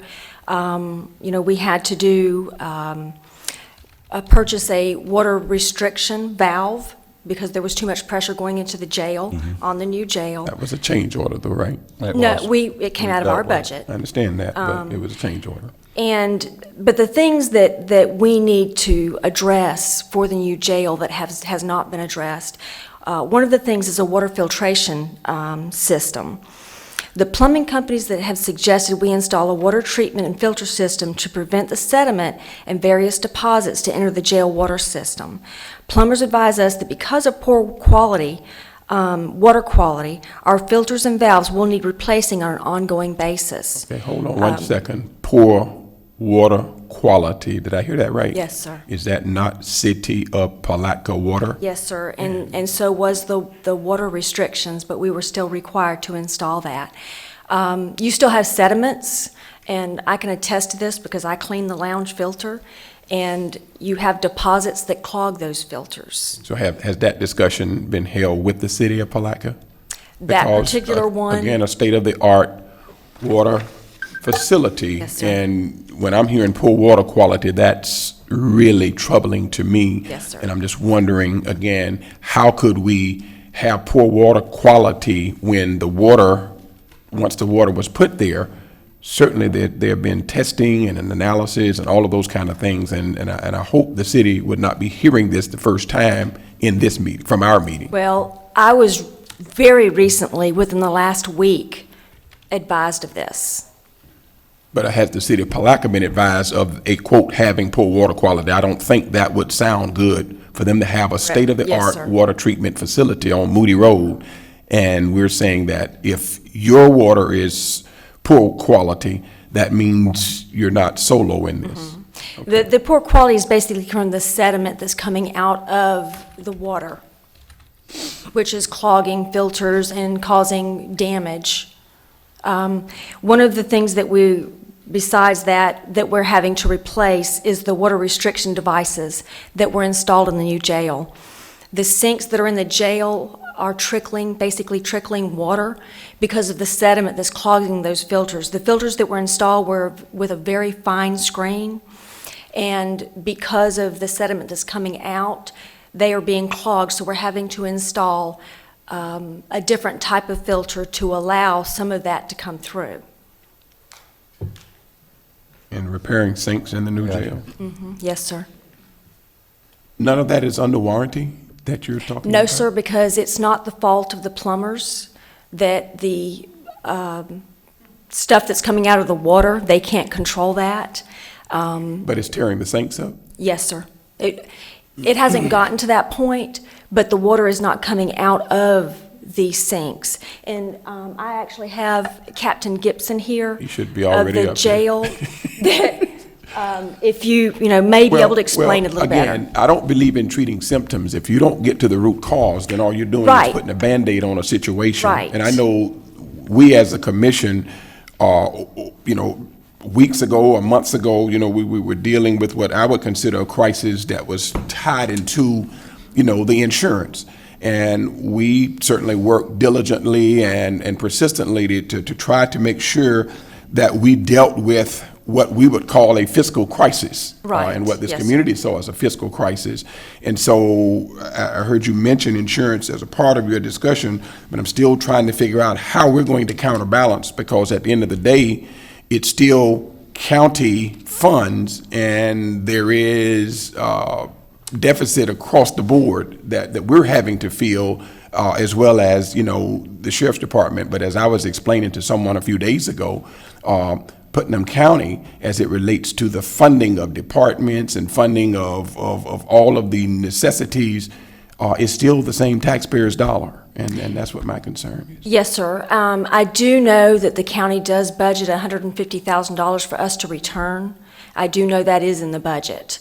But the additional monies that we have, and that's where I wanted to come before you today, to make you aware of these needs before that money gets into the fund. But it's not a slush fund, and there's not what we would call money that is sitting there. We've been running a deficit. I think if everybody's been reading the forecasts and looking at the projections of yesteryear and how that imbalance was there and how we've been taking a pretty serious whipping there. So monies that's being brought back is not what you call extra money.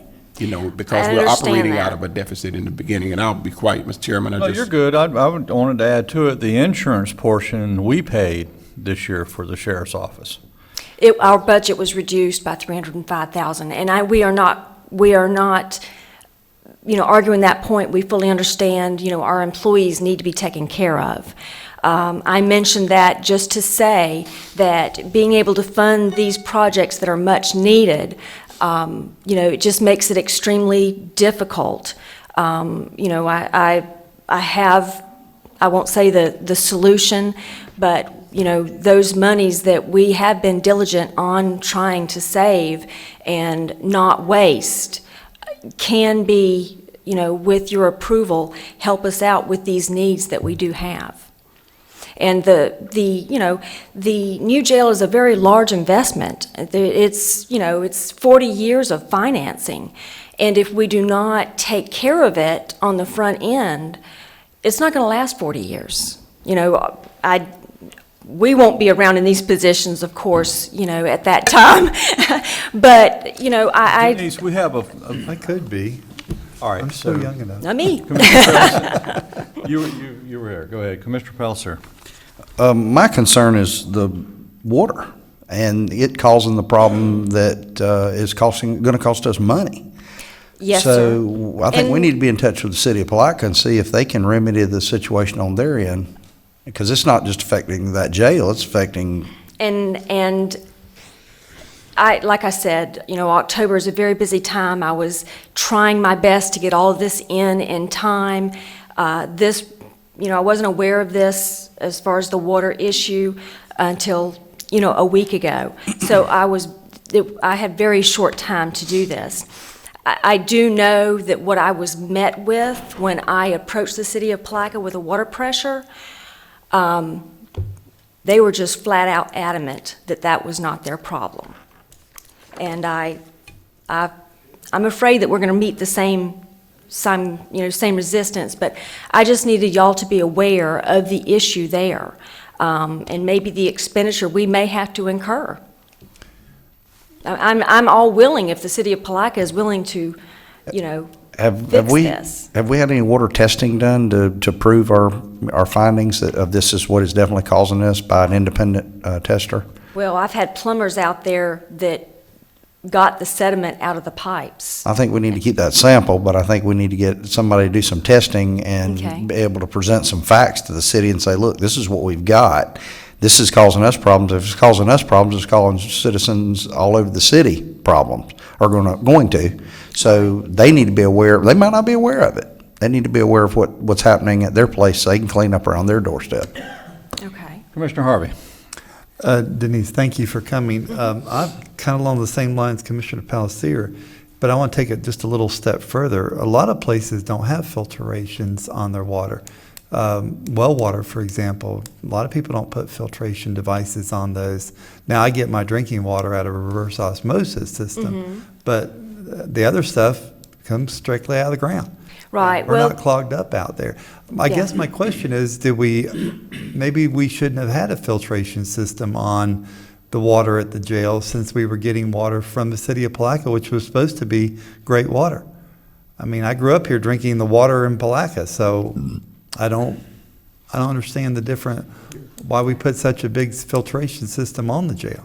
We haven't, and that's what the plumbers are telling us, that we have problems. It was too much filtration that was clogging. There's little screens in each of the sinks. Right. Just like you have in your home, Right. in your sink. There is a screen that traps anything that comes out of the water, any type of sediment, and that's exactly what's being trapped. That's what it was, not a filtration device. Probably just needs to be flushed out, it sounds like to me. I mean, I go around my house every now and then and take mine out and clean them out. You have 150 sinks there, but that takes time and money. Right. And they would probably have to do that once a month. can't imagine. You know, and maybe Captain Gibson can give a further explanation. Apparently, we recently had to, let's see, we had 2 solenoid valves that stuck open because of sediments and contaminants in the water. And In the new Captain jail? Gibson? Yes, sir. And they are telling us that if we do not do something, that we are going to have issues. If I But could get the the- floor. I- Go ahead. But the contractor, didn't they test the water, like Commissioner Palacier, prior to putting in the plumbing that was going in to know what kind of water they were going to deal with? You would have thought Right, that the one would water think. pressure would have also been tested and make sure that the pipes could handle that, but that was not done also. They just figured, I'll just hook up to it and hope the best happens. I know it's not your fault. You're the messenger. Yes, sir. Okay, thank you, Mr. yeah. Chairman. All right, we'll hear from the captain, then I want to address this whole thing. Overall. Let's drill down. And that's- there are some other things. Pull the in this- mic up, Captain. Pull the mic up a little bit. You might have a little more stature. Specifically to address the questions that the commission has about the ball valves and conditions of the sinks in there. We have been contacting the plumbers that were contracted to put this in, and they have been coming out and repairing these electrically controlled solenoid operated ball valves that shut water on and off so that we can control the water flow within the system. And they are noticing the corrosion that is building up within these. And this, they have just told us a few weeks ago, say, look, this is the water problem that is causing these to corrode and malfunction, where we cannot shut the water on or off. All right, this is something that the engineers from the original contractors or from the original architects should have discovered 2.5, 3 years ago when this project began. But I don't know why it was missed. I'm not an engineer that I can answer that question. The same thing came with the water pressure. The city of Palaca has a very high pressure system that they put out. Jail was tapped into that. There's supposed to be a water restriction to reduce the pressure going into the jail. When we opened the jail, we'd all had a lot of elbows and pipes that were breaking. Trying to figure out, calling the plumbers back, fixing it, getting there like they were supposed to do. Come to find out, the pressure was too high. That's when we had to go in and purchase a pressure reducing system for all the components of the jail. It was not in the original contract. It was not in the original plans, and the engineers didn't install that. I don't have a question as to why. And, I don't have an answer to that point. But that's something that had to be done. Now, because of the overpressurization that started, that has messed up these screens that Denise has been talking about. That is in all the sinks. They're all messed up. So they all have to be replaced. Again, it wasn't a problem that the plumber installed what he was told to put in. Problem goes back to the engineer did not calculate the water pressure and it messed him up. Okay? So the plumbers are doing everything they can do within the scope of their warranty. We are now outside the scope of what the plumber has, what their company is required to fix.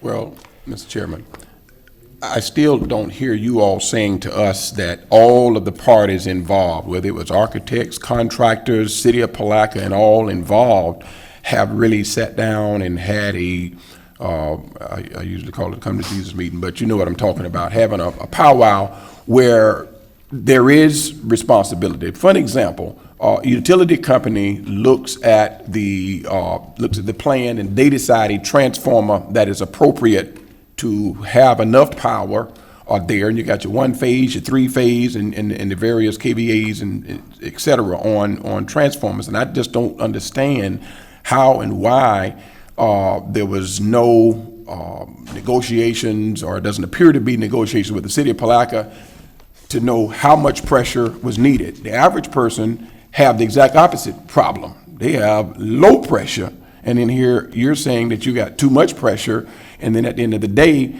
the city does, I think, have valves to control how much pressure goes into various different areas, just based on my historical knowledge of it. And so I'm confused, but I won't drill down on that any further. But every time you say new jail, it is new. I'm thinking, God, I don't have any time to spend nights out there, but it's a good thing. But we still call it new jail because it's new. Yes, and sir. this is not sitting well with me. I just don't Absolutely. understand. All of these issues have been brought up to the architects, and they all have been brought up to the construction company. Ajax and RQAW have been notified of these issues, and they have been notified since February when we started entering the jail and started having these problems. This is not just nobody knows about it. Right. We have emails and letters that have been sent to them and talked to the construction manager that was there, that was overseeing it. And we have a list of problems that we have already resolved, just like any new construction that you will have problems. And they have been resolved, but some issues have not. But if Mr. Leary, does he know about this? No, sir. Okay, again, and I'm not trying to be technically out of order here, but Mr. Chairman, I don't understand if it's been an 8-month situation, and when we say we paid for this and we need y'all to pay for that, there is no we and y'all. It's the citizens of Putnam County, and if the administrator is not aware of these issues, it's still taxpayer dollar. I agree. So look, if you guys can hold your comment for just a moment, I'm going to ask Mr. Leary and you commissioners to get involved. Thank you, Mr. Gibson. This is new, these requests. I've been a commissioner 10 years, and we've not normally had this kind of, occasionally, Commissioner Harris, I look at you because you've been here longer, but if there is a problem, we just appropriated, I think, correct me if I'm wrong, $18.6 million to the sheriff's office? $18,567,000 direct appropriation, Well, that's correct. Obviously, we have budget problems, Ms. Denise, and, we're not going to be able to cherry pick them in a commission meeting and solve all this. Mrs. Propel, Is sitting on the edge of her chair. Okay, but we need to address this and their request, and this new request, what's the word I'm looking for? They normally, the sheriff's office, we don't share a lot of information back and forth on our budgets. And now I'm seeing a frequency of them asking for additional items. How best to approach this? I'm going to ask staff because it's new to us as commissioners. Well, I mean, we've proffered the argument to you for years and years and years that all monies returned to the county by all constitutional officers at the end of business on September the 30th become an integral part of the county's financial picture that we rely on in any ensuing year to help us in budget formulation for that ensuing year. Okay. And this year is going to be no exception, and as a matter of fact, those monies being returned at the end of this year are going to be even more integral to the future fiscal year than maybe they have been in past years. So, I mean, if you reflect upon the budget request received for this year from the Sheriff's Department, as Ms. Barstas has pointed out, the direct appropriation to the Sheriff's Department this year is $18,567,000. His request was $18,870,000, I believe. That $18,567,000 direct appropriation to him was just a little less than 2% of his request. There's a whole lot of departments of government and some constitutional officers who probably would like to have gotten through the budget year with just a 2% reduction in their request. Now, if you look at the fact that you found a way to make $305,000 additional available to the Sheriff's Department, granted, you ask him to make that money available for health insurance benefits off the top of his budget. I mean, even though it came off the top of his budget, in effect, that's funding 100% of his budget request. So he's got 100% of his budget request funded, and we're less than a month into the fiscal year. I mean, giving an additional appropriation at this point in time is, not necessarily something that I think warrants serious consideration, because as she pointed out, during the course of the last fiscal year, they found ways to make considerable savings. She pointed out about the medical change.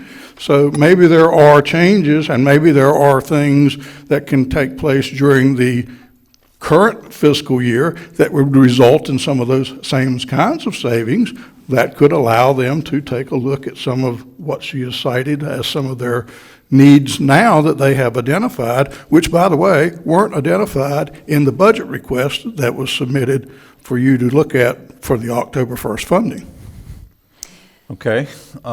With that being said, Can I address Denise, that? if you would, Yes, sir. they weren't identified, and we'd like to know why. Well, it's because we were basically told that, the monies were not there to fund any more than last fiscal year. We did do some more because of the maintenance in the jail did require, of course, you have a brand-new jail, you have maintenance on a brand-new jail.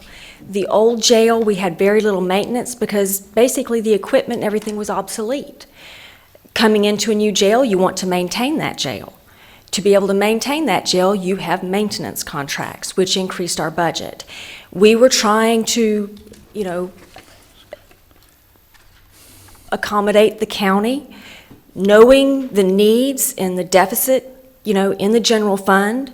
That is the reason we did not come to you with capital requests and asking things like this. We do our utmost with the monies that we have to do the things that we need to do.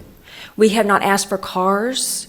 We have not asked for laptops. These ongoing funding that we need, we try and find ways to save in our budget to be able to purchase these items. And that is the reason why we did not put it in our budget request. All right, so you got vehicles, pay raises for the deputies, maintenance of the new jail. Pay raises. Well, no, I know what your needs are. Well, And yeah. what you're basically saying is your budget is defunct less than a month into our new fiscal year.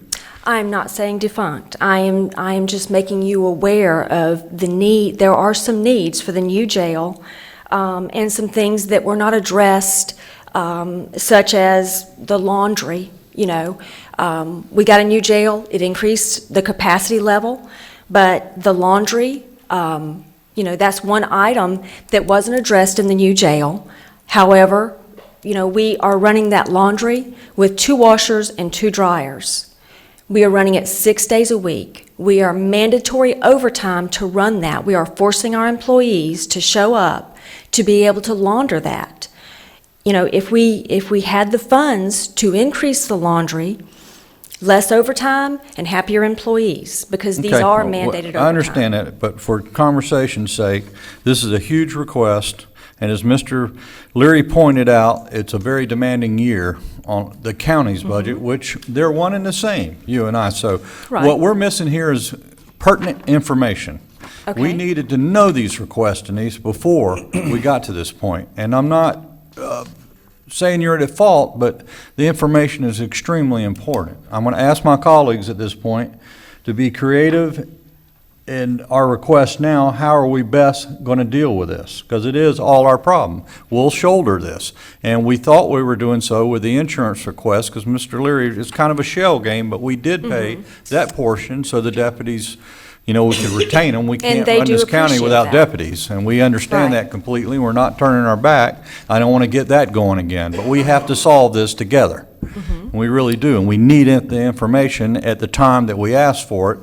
And as far as the jail and its warranties, I think that deserves, commissioners, a whole nother inspection or discussion. I don't know if we don't need to go out ourselves and walk through it and say, okay, what was wrong? We And welcome let's that. take this back to the people that built the thing and see if there are any warranties that we can follow up on. Mr. Chairman. I agree. I'd like to hear from We you. just bragged about the, speak. I'm sorry. Commissioner Harris.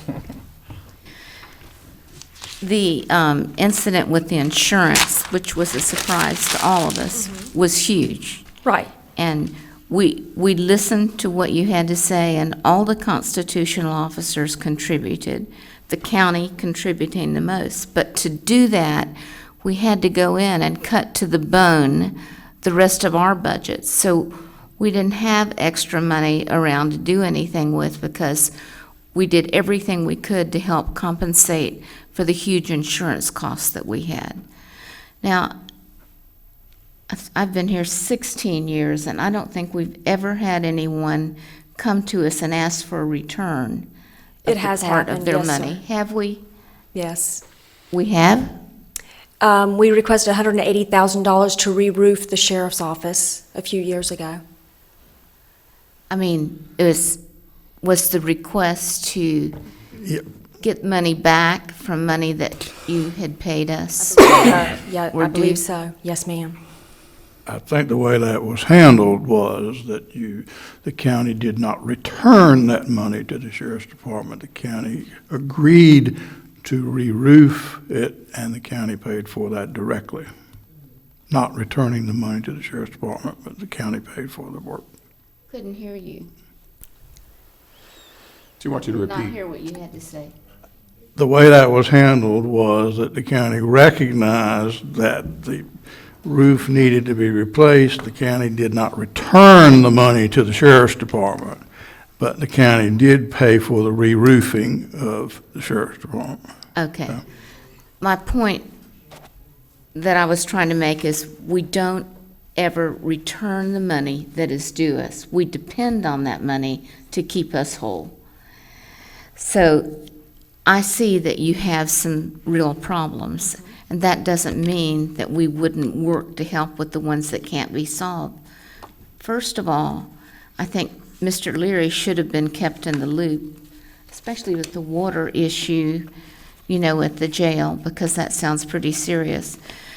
But first of all, I agree with Commissioner Flagg that there needs to be a talk, a roundtable discussion to figure out who would be responsible for that, and have the proper parties come to the table and make that right before you come to us when we're already working on bones, you know.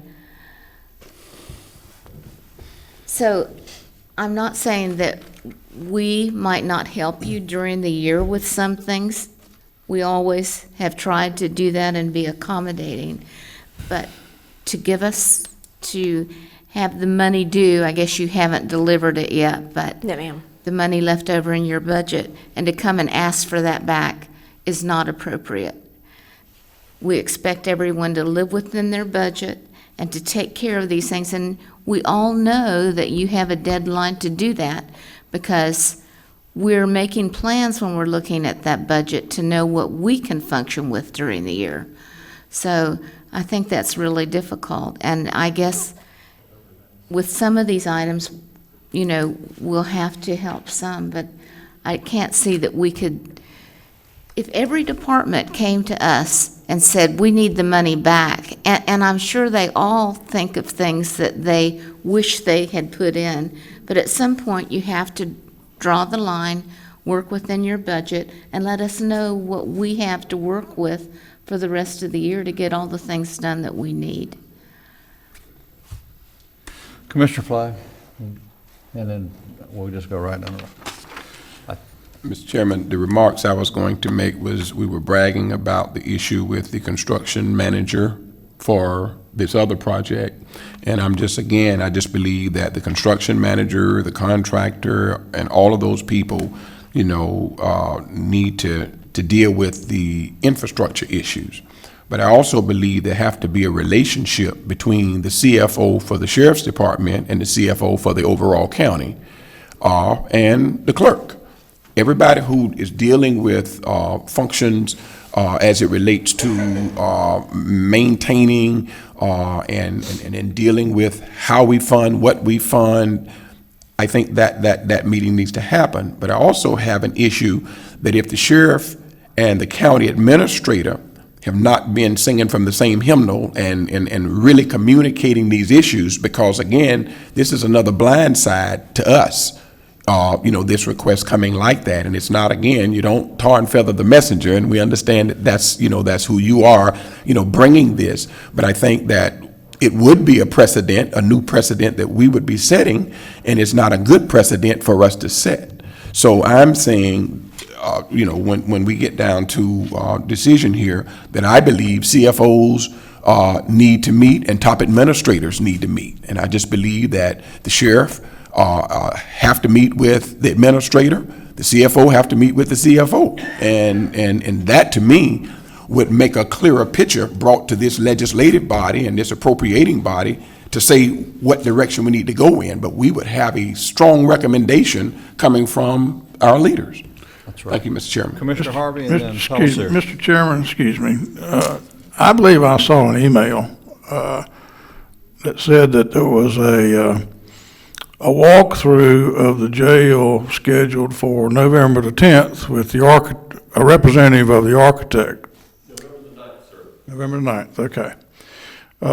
So, I mean, I think that was probably a scheduled walkthrough because of the expiration of the 12-month period leading up to the opening of the jail. We've been in contact with Michael Jenkins, who's the representative for Ajax on the site, telling him about all the issues. And we said we needed to get everybody together and come through where we can sit down and show everybody what the problems were that we were having, because we know we were getting the end of the 12-month cycle and things were not being rectified in a timely manner. Okay, but but November 9th is the date that we're having all the parties together. It's already been scheduled. It's very good, Mr. Gibson. What I wanted to say about that was that the email that I saw simply said that the architect was going to be here for a walkthrough of the jail on November the 9th, and that was, according to the email that came to me, that was a routinely scheduled walkthrough leading up to the expiration of the 12-month period of the opening of the jail, with no reference to any problems. And that email came copied to me from the architect himself. Now, I'm going to be traveling out of state on that day, so I'm not available to attend that. That's FYI. But that's the first indication here that meeting was actually scheduled as a result of problems that have arisen at the jail. And who have you scheduled to take your place on that day for the walkthrough? Well, I didn't know that there were problems now. That brings up more talk, Need to that we'll discuss have at that. staff level. Yeah, this is serious. And when is the year date? When does it end? December? February 1st. February 1st. So we still have a time. Okay, let me go Commissioner Harvey and then Pellicer. Thank you, Mr. Chairman. I guess my problem was that it is a new jail, and the jail belongs to the citizens of Putnam County. It just doesn't belong to the Sheriff's Department. And the reason I did bring that up to bring the money at a Better Place plan was because it is a jail payment, and it's allowed to come at a Better Place. And 2/3 of it was going to come out anyway. So that kind of restored your funding and to make that whole. What I'd like to see now is for us to go out there with you on the 9th with our building department, because it is a county building. There's no doubt about that. And then start looking at these itemized things here that need to be done in this coming budget year and see if we can't handle some of that. I do have a problem with one. It says installing fuel system in the west end for accountability. These are our deputies. These people are accountable anyway. And I understand that. I have an issue the way it was written here. Accountability meaning being able to have an accurate count of gas out there, because basically what they're doing is they're putting on a piece of paper the officer's name, the car number, and the gallons fueled. You have an officer interrupted or get a call in the middle of that, the call is going to take priority, whereas the fueling system is just like at the sheriff's office and very similar to what the county has. In order to be able to receive fuel, you have a key fob and a PIN number. The key fob is specific to the vehicle, Right. and the PIN number is specific to the person. You have to be able to scan that fob and enter your PIN number, and it automatically calculates that fuel. So for auditing purposes, and we all know, we're honest people here, but the auditor's responsibility is to assume everybody's, not being truthful. Where are they getting So, fuel at now, Denise? we have a west end, a south end station, and then we have a fueling system at the sheriff's office. Okay, but in the West End, where do they buy their fuel at? Because, Where do we buy the fuel? yeah, let's say the deputy never brings the car into Palaca. Where does he fuel At at? the west end. There's actually a fueling station there, but they're having to. At the substation? Yeah, Back by the not bus? at the substation. Is it the EMS? I can't remember. It may be an EMS station. Okay. Because they have diesel there. And then we have our tanks, of course, that's Okay. regular Mr. fuel. Hart, if we could, let's not drill down I understand. on this. This- Okay. It's Thank never you. been done before. Thank you, Yeah, Denise. yeah, I appreciate it. Thank you, Mr. Chairman. Mr. Pellicer. I want to give about 3 or 4 things I want to cover. I agree with Commissioner Flagg about that the sheriff and the administrator need to meet first, and some of these needs should have been brought forward. Not putting blame on anyone here.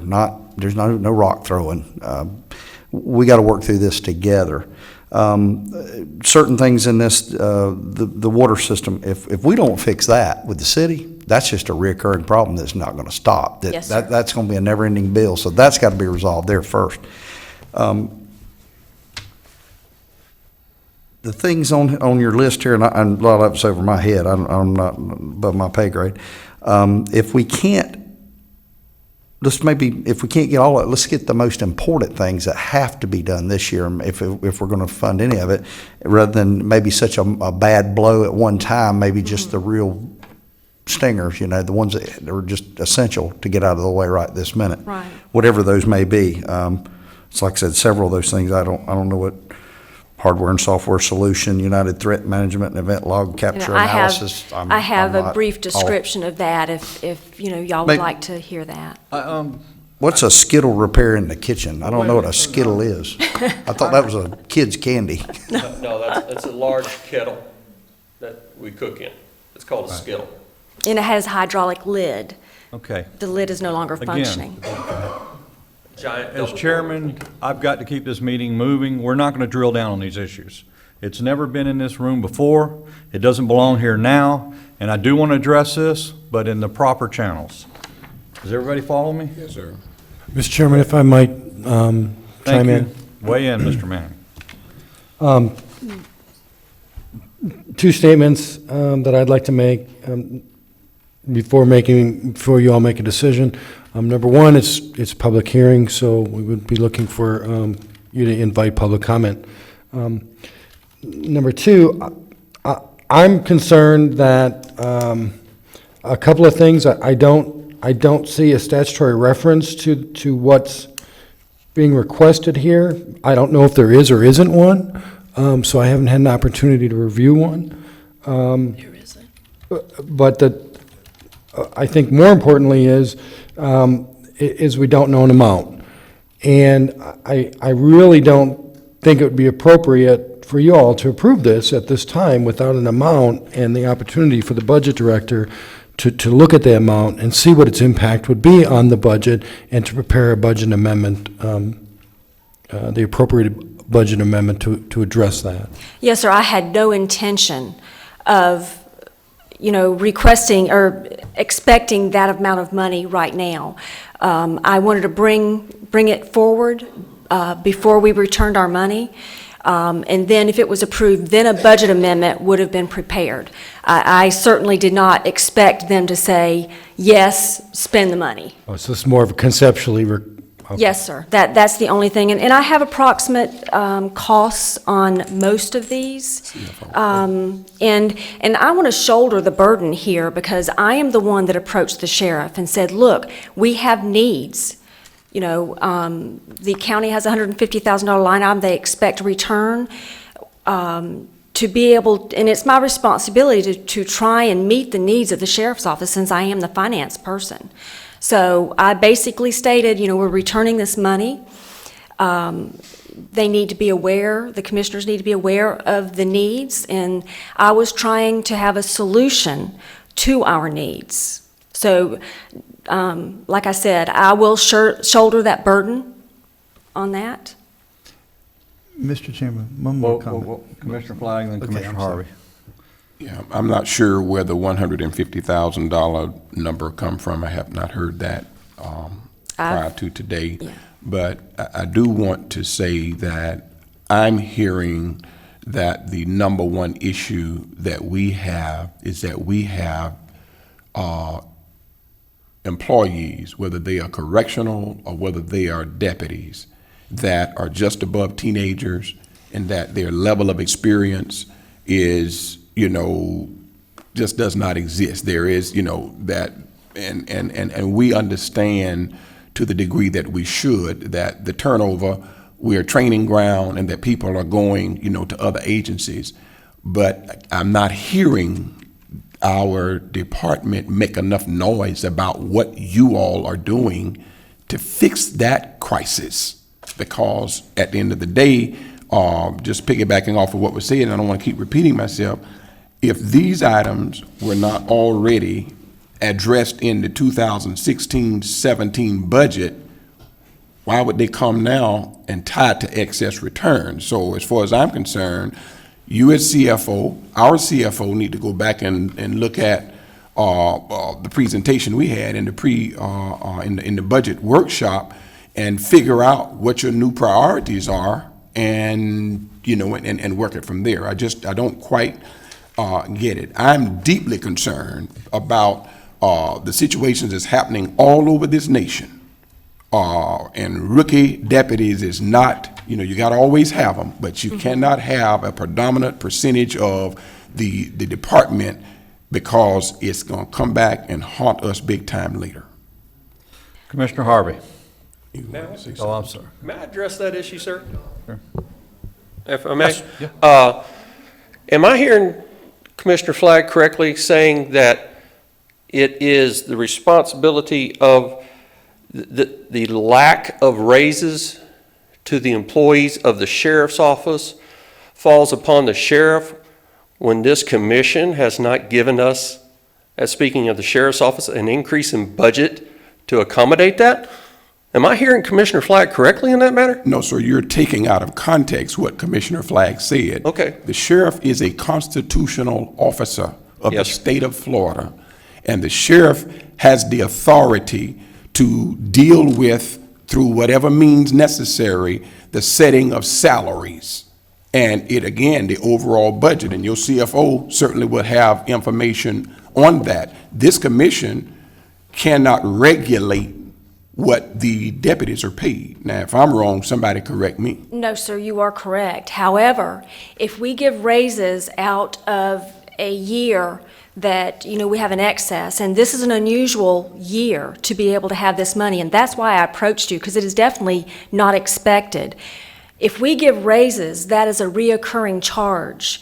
If the county falls on more difficult times, they are very likely to reduce our budget, and then, we will not have the funds to be able to fund those raises or be able to run the department. Please be sure that Flagg is not saying raise salaries out of excess. Flagg is saying that the constitutional authority of the sheriff would be to build in whatever salaries that is recommended based upon whatever salary surveys that are there in your overall budget on the front end of the process. I'm not advocating anything on the back end of the process.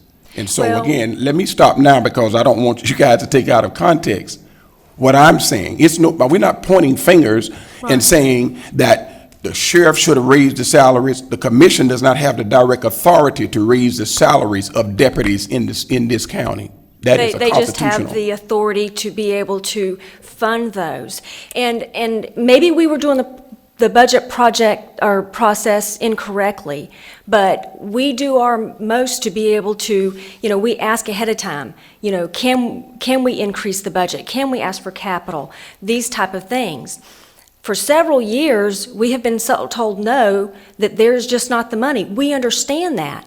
Therefore, we did not come to the commission and ask for these items because we knew how the general fund was. I don't know who said what, Ms. Denise, but what I'm saying is that if there was a stronger relationship between the sheriff and the county administrator, the CFO for the sheriff's office and the CFO or the deputy administrator for Putnam County, I don't think some of these issues we're discussing today would be being discussed. Now, that's just my opinion.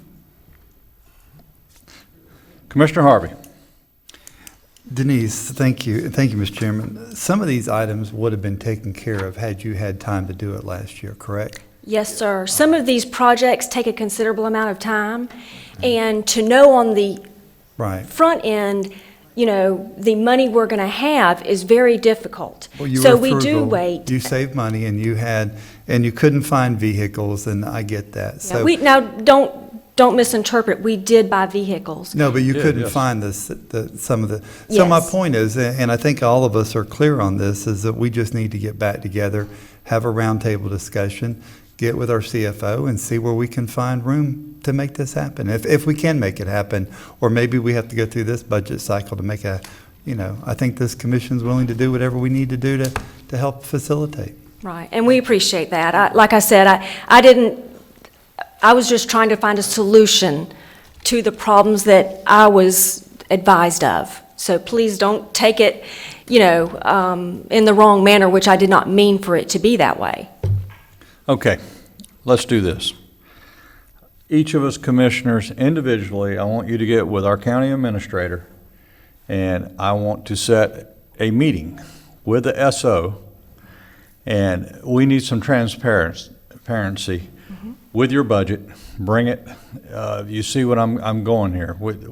We're in this together. We're going to have to solve it together. Right. But somewhere we're going to have the big powwow, as you just said, and. Right. The budget I submitted is the budget that we have, but I will definitely bring it.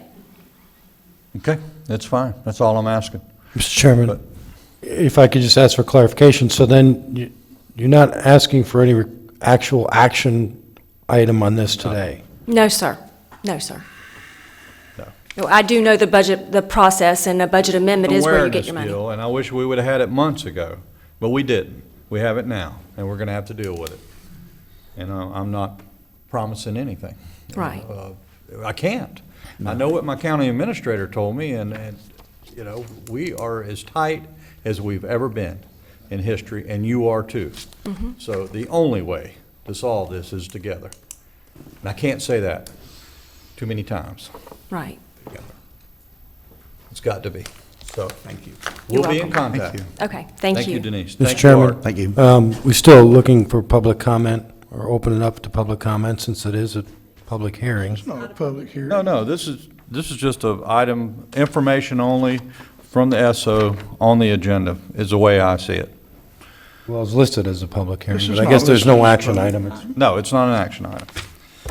And I'm asking staff to get with each of us individually, and let's come up with an approach to this. And I'm not sure where to go, but we need some direction. They need some help, and we need some help. Okay? Yes, sir. All right. Moving on. Hang on just a second. Planning and development. We are here. Mr. Hammonds, good morning, sir. Good morning, What's Commissioner. left of it? 45 minutes of it. That's okay. What you have before you today is an ordinance that we've been pushing for some years. The ordinance that we have proposed here is essentially a mirror ordinance of another ordinance we have on the books, but the problem is the one we have on the books is specifically addresses residential property. So when residential property is not properly kept, gets junky, etc., we can take action against it under the Standard Housing Code. which has these same elements in it. Our problem has been this, and again, we've encountered some issues just recently, particularly with properties that were abandoned that have overloaded with tires and other debris, is that they're commercially zoned. In the past, we have tried to bootstrap the housing code into allowing us to enforce it against commercial, but that approach is dubious at best. And what we're trying to do here is enact a non-residential property maintenance code that has essentially the same elements in it that gives us a legitimate, I hate to use that word, but a legitimate way and a much more sound way of approaching those junky conditions on non-residential property. That's the gist of it. It is not anything earth-shaking. It is much the same as the housing code we have. Well, this, for a little more perspective in the history, this started, I think Commissioner Flagg had raised it earlier, about 6 months ago, to clean up the corridors, mainly our entrances into the county and the cities and any of our municipalities, which overall attraction means, just a better image of ourselves and everything that goes along with it. Commissioner Flagg, you want to elaborate? It counterbalances the issue of having what we would consider aesthetically pleasing properties, and to me, the imbalance and the unfairness of it was that we could hold residential properties accountable, but we could not hold the non-residential as accountable. And at the end of the day, with the various business zones and things of that nature, people think of a business zone or a central business district as being downtown, but there are businesses throughout, and especially on those major corridors. And I've certainly been waiting for this day to come so that we could really drill down on this and have this, what I would call enhancement, and the tool specifically for voluntary compliance, but at least it does give the officials an opportunity to have that pleasant visit with these owners and request some certain basic things that they should want for a prospective and a progressive business anyway. Thank you. And Brian, I had a question along the same lines. Where would a property that was repossessed by a lending institution, does that fall under residential or commercial? In other words, we always have trouble with grass in the summer. Right now, there are quite a few repossessed homes that are not in compliance. Are they still considered what? If you're dealing with residential, a residential structure, if it's a residential structure in residential zoning, it certainly falls under the housing code, and we can pursue it in the normal fashion. I guess the tricky part comes when you get a house that has underlying commercial zoning and is still used as a house. That really causes a problem without the non-residential property maintenance code. You see where I'm going with this, though. I would love to have some teeth to sink into this problem, because they're all over. Foreclosures are everywhere, and the banks typically do not give a hoot for what they look like. And we have adequate teeth, because again, those things are not covered by homestead if they're not occupied, as long as they're not covered by homestead under property appraiser. We can get that changed on the record. Then they are fair game. We can foreclose or abate if we need to. It's the occupied homestead that we have trouble with. Yeah, thank you. I don't want to switch gears on you, but okay, Commissioner Harris, real estate expert. I was just reading in here some of the things that it talked about. It mentioned boarded up buildings or windows. Right now seems like a difficult time to pass this one, since we just had the hurricane. And I'm thinking about how long it took to get a new roof when we had the hurricanes in 2005. Is this something that we can, when we've been through a disaster, that we could? Of course. This is something we can certainly deal waive with. it We for a length of understand that time? we have a problem right now, just like we have a fee waiver for those things that are for permits to repair damage that was directly caused by the hurricane.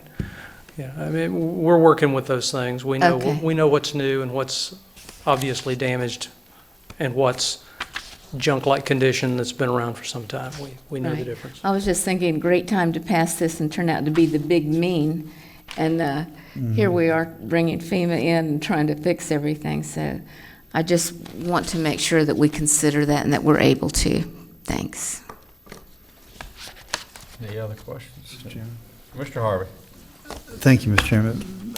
I have some concerns about this, and I understand the need for it, because I have places out in my district, or in all of our districts, if you will, since we all represent Putnam County, that people have left their business and left their wares behind, and no one wants to clean it up, and they're blaming each other, and it's getting worse and worse. My concern is that we're going to be heavy-handed to struggling businesses out there. And I have a concern about that. My next concern is disgruntled employees and citizens turning people in, like currently they do in our residential, and they do it all day long, and we're fighting with it. The next issue is overbooked and overworked staff that we currently have. So how are we going to address that? And then my last concern is the economic decision makers that we partner with were not involved in this ordinance and had no say-so here. And I think that they represent the business community enough that they could say, you might be heavy-handed or you might not. And those are my concerns that I have with this ordinance, so. Yes, from our standpoint, we have two primary concerns, and one of those is cleaning up this county. We have enough junk out there to last for the next 50 years. And at the current funding rates and at the current staffing levels, it's going to take me years to fix this. What we're trying to do is keep from adding more. And this is a gaping hole in the enforcement that I have. I don't know when I'll be able to fix it, but it's certainly not happening fast enough. Okay, this is a public hearing. Anything else from commissioners? We're going to take public. Anybody wishing to speak against this is your time. Seeing none, anybody wishing to speak for, now is your time. Seeing none, we'll go to commissioner deliberation.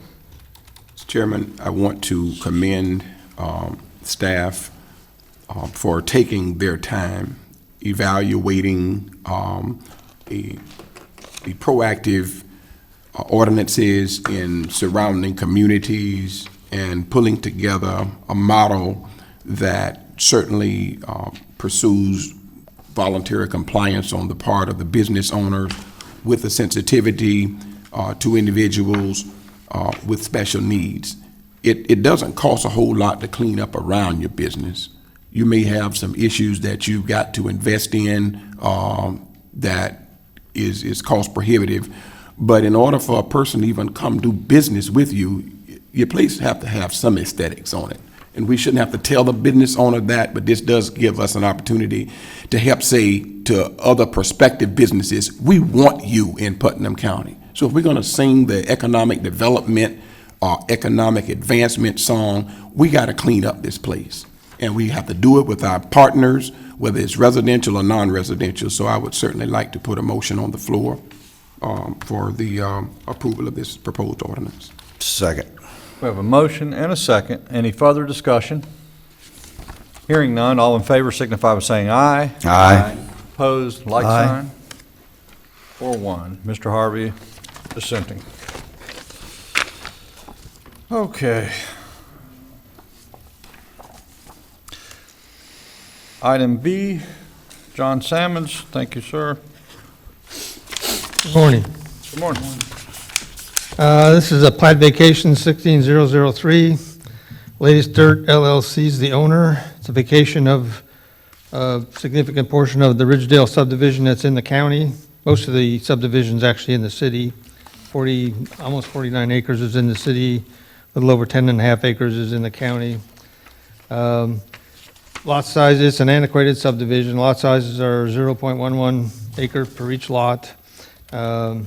It was platted in 1927. The plat was administratively vested in 2005.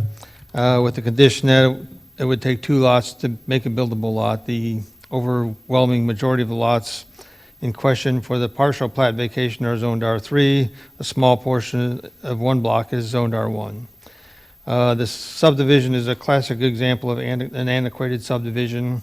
Our comp plan policy A135 encourages vacation of antiquated subdivisions, and as Brian has mentioned in the past, if somebody comes in for an application to vacate a plat, we don't charge. It's very important to get those thousands of lots that are so small in the county away, and so that we can develop in a position as the way it would be built today, under today's standards.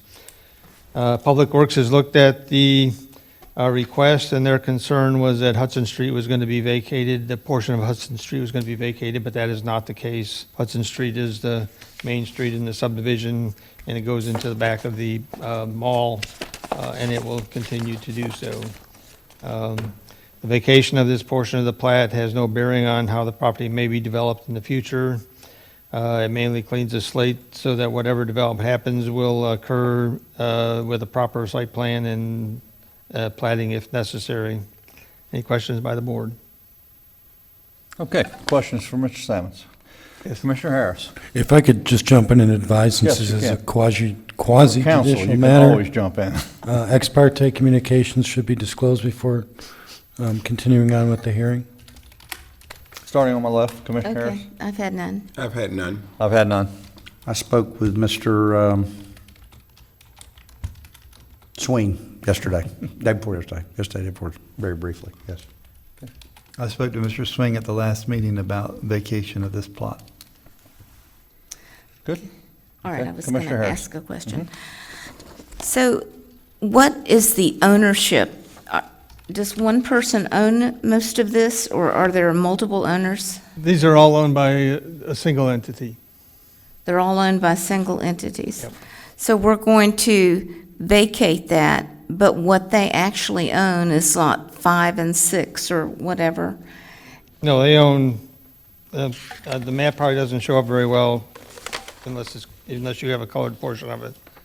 But they own basically 2 blocks of lots together, one on the north side of Hudson on the right side of the page, and then a couple blocks on the south side of Hudson on the right side of the page are owned by them. Oh, so they're mostly owned in blocks, not lots. Right. They own all the lots on each of those blocks, except for they own half of 1 block, and then there's 1 lot that's owned by them that's not really Okay. relevant to the I vacation. just didn't want to hurt the individuals, No. that own 1 Right. lot or, okay. All right, that The was my applicants main are concern. present too, if you have any questions for them. Good.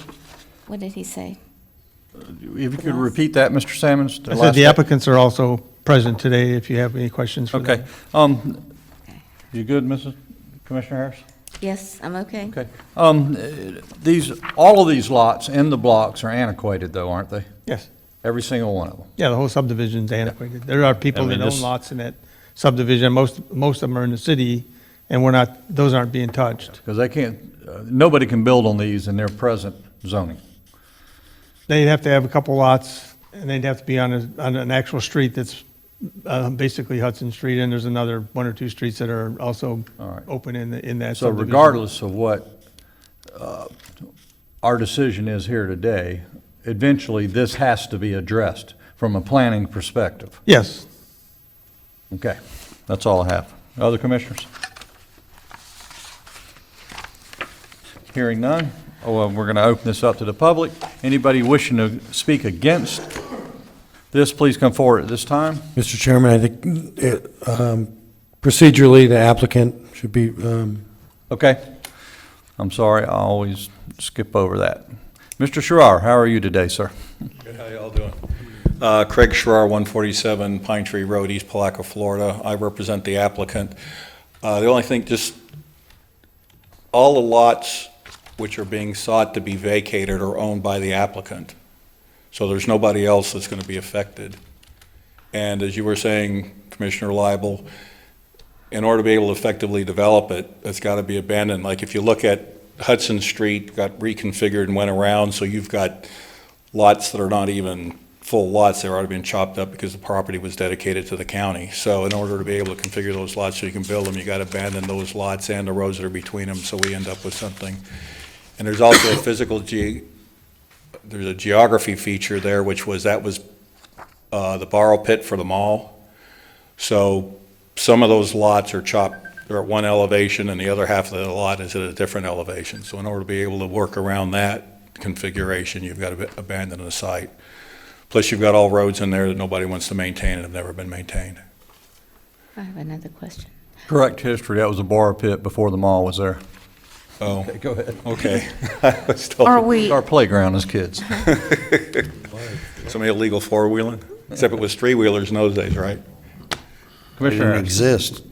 are we also vacating streets, any of the streets? Say again? Are we vacating any of the streets? It's my understanding, everything on that map, which is, The streets in between the blocks are being vacated, Mac, except for Hammond, Hudson. Buckingham. Hudson's not being vacated. except Hudson Street won't be vacated because that's a dedicated, that road's in use. So That's the it'd back be entrance to the north, mall. South streets. There's a small Side portion streets of would Mack be going. Avenue, That's correct. All the avenues. Hammond Avenue, and a little bit of Buckingham that will be vacated, that are surrounded on both sides. Some of those streets are in a retainage pond.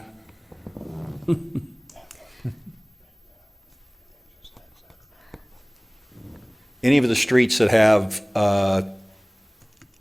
people that are abutting them, because you've got all the houses that are built are in the city, and some of them are on streets, but they all have access on paved streets that are in the city.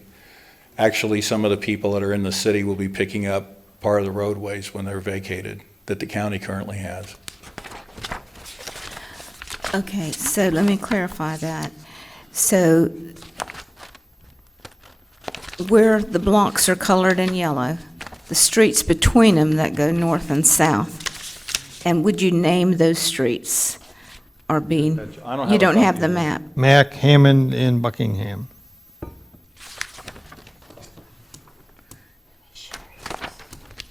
Right.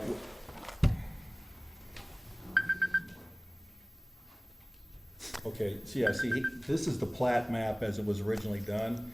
Hudson Street comes through now and cuts through block 31. It swings around going to the mall.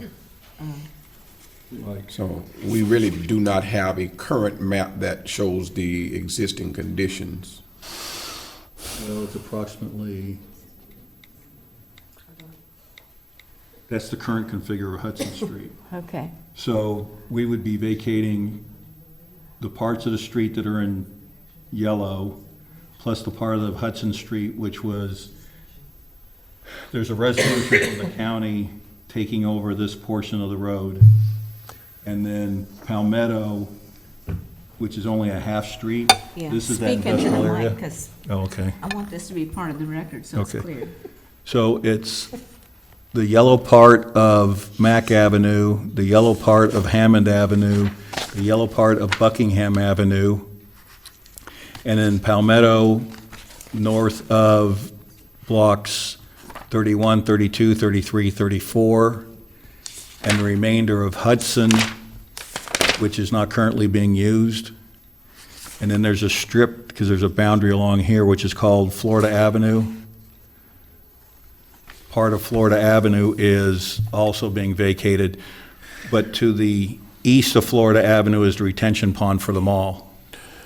This Question. area in here,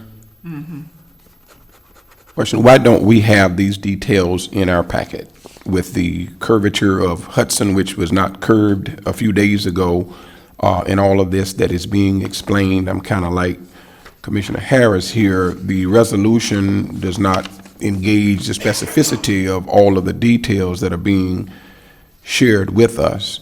I agree with you, this is necessary. The vacation of the portions of the subdivision is necessary for any development, whether it was this developer or whomever it is. But I do think that we should be armed with current conditions and not this map from 27 or whenever it's from. So we can see specifically, and the record reflects that it is an attachment to the resolution, specifically what we are voting on. I just think that that's crucial. Commissioner Harris? Even if the picture shaded in the areas, including the roads, but we need to know when we vacate, because half of the road goes to the owner on one side and half of it goes to the owner on the other side, and that needs to be taken care of. Right, but that's an operational law. That happens automatically. When the resolution vacating the plat is recorded, by operation of law, the roads will, I just got through with this issue down at Pomona Park because we had a similar situation. I thought we had to do a deed, and the title company said, no, once you do the resolution, operation of law changes the ownership. Right, I'm aware of that, but like on the northerly part of what you're doing, the block across the street we're not vacating over here, but we're vacating this, so just half of that street would go to this person and half would go to that. This is Hudson. We are not vacating Hudson because Hudson is a currently publicly used road. That's the one that goes See, to the mall. it's just, right, It's not clear. I'm just saying this is not clear enough. Well, maybe we should How time sensitive not is this? necessarily table it, but bring it back up and we can do a more detailed map. I'd like to see a map. I hadn't seen the materials before today. Mr. Chairman? Well, as long as we have a legal description that explains what it is, or we have a map, it'd be fine, but we need to specify. Mr. Chairman, if I might, the real proper way to do this, and I've brought this up before, is to legally define those streets that are being vacated along with the plat. So, in other words, it would be, lot and block so-and-so, and so many feet of, X road, beginning at, the intersection of block whatever through the easterly boundary of block Y. And those all need to be laid out in order to do this properly, so in the future, somebody can look back and say, okay, this particular section of this road was vacated, and it allows the adjoining property owners, as Commissioner Harris was mentioning, to know what exactly was vacated and what becomes part of their property. In the interests of time, if you would allow, I was not aware that the configuration of Hudson had actually changed, so yes, we do need to revisit where the street actually is, not if it's not according to what the plat that we have referenced. And secondly, we need to change our resolution. So if you would consider tabling this, we'll correct it and bring it back. Mr. Chairman, if there's a time certain, I would love to make the motion for us to table this to a time certain, because I know it's important for them to move this forward. To the next meeting? November 8th? Or, I don't know November how you 8th. guys schedule stuff, but either the next meeting or the meeting after. November 8th. I don't know if, would there be enough time to advertise, Brian? If it's Just continue it, you don't have to advertise it. Mr. Chairman, I so move that the PB 16-003 vacation of portion of Ridgedale subdivision be continued at the November 8th meeting, time certain, 10 o'clock. Second. Second by Mr. Harvey. Any further discussion? Hearing none. I think we have something at 10 o'clock, don't we? But we got two things at 10 o'clock on this one, so it still would be. Well, we'll make it 10:05 or something. Okay. You can keep 10:05. Second. Need it. All right, we ready? Yeah. Question. You would sit down. Okay, all in favor signify by saying aye. Aye. Opposed, like sign. Thank you. Thank you. Thank you. Thank you. Okay, we're there. That Bam, bam. All right, Commissioner Cisco. Item 8 on the agenda, appointments. Affordable Housing Advisory Committee, and we had a lengthy handout on this. Mr. Chairman, I think at the next meeting, I'll have one for affordable housing and Better Place at the next meeting in November. Okay, anybody else? I have none. I have none. None. Okay, I have one. Where is it?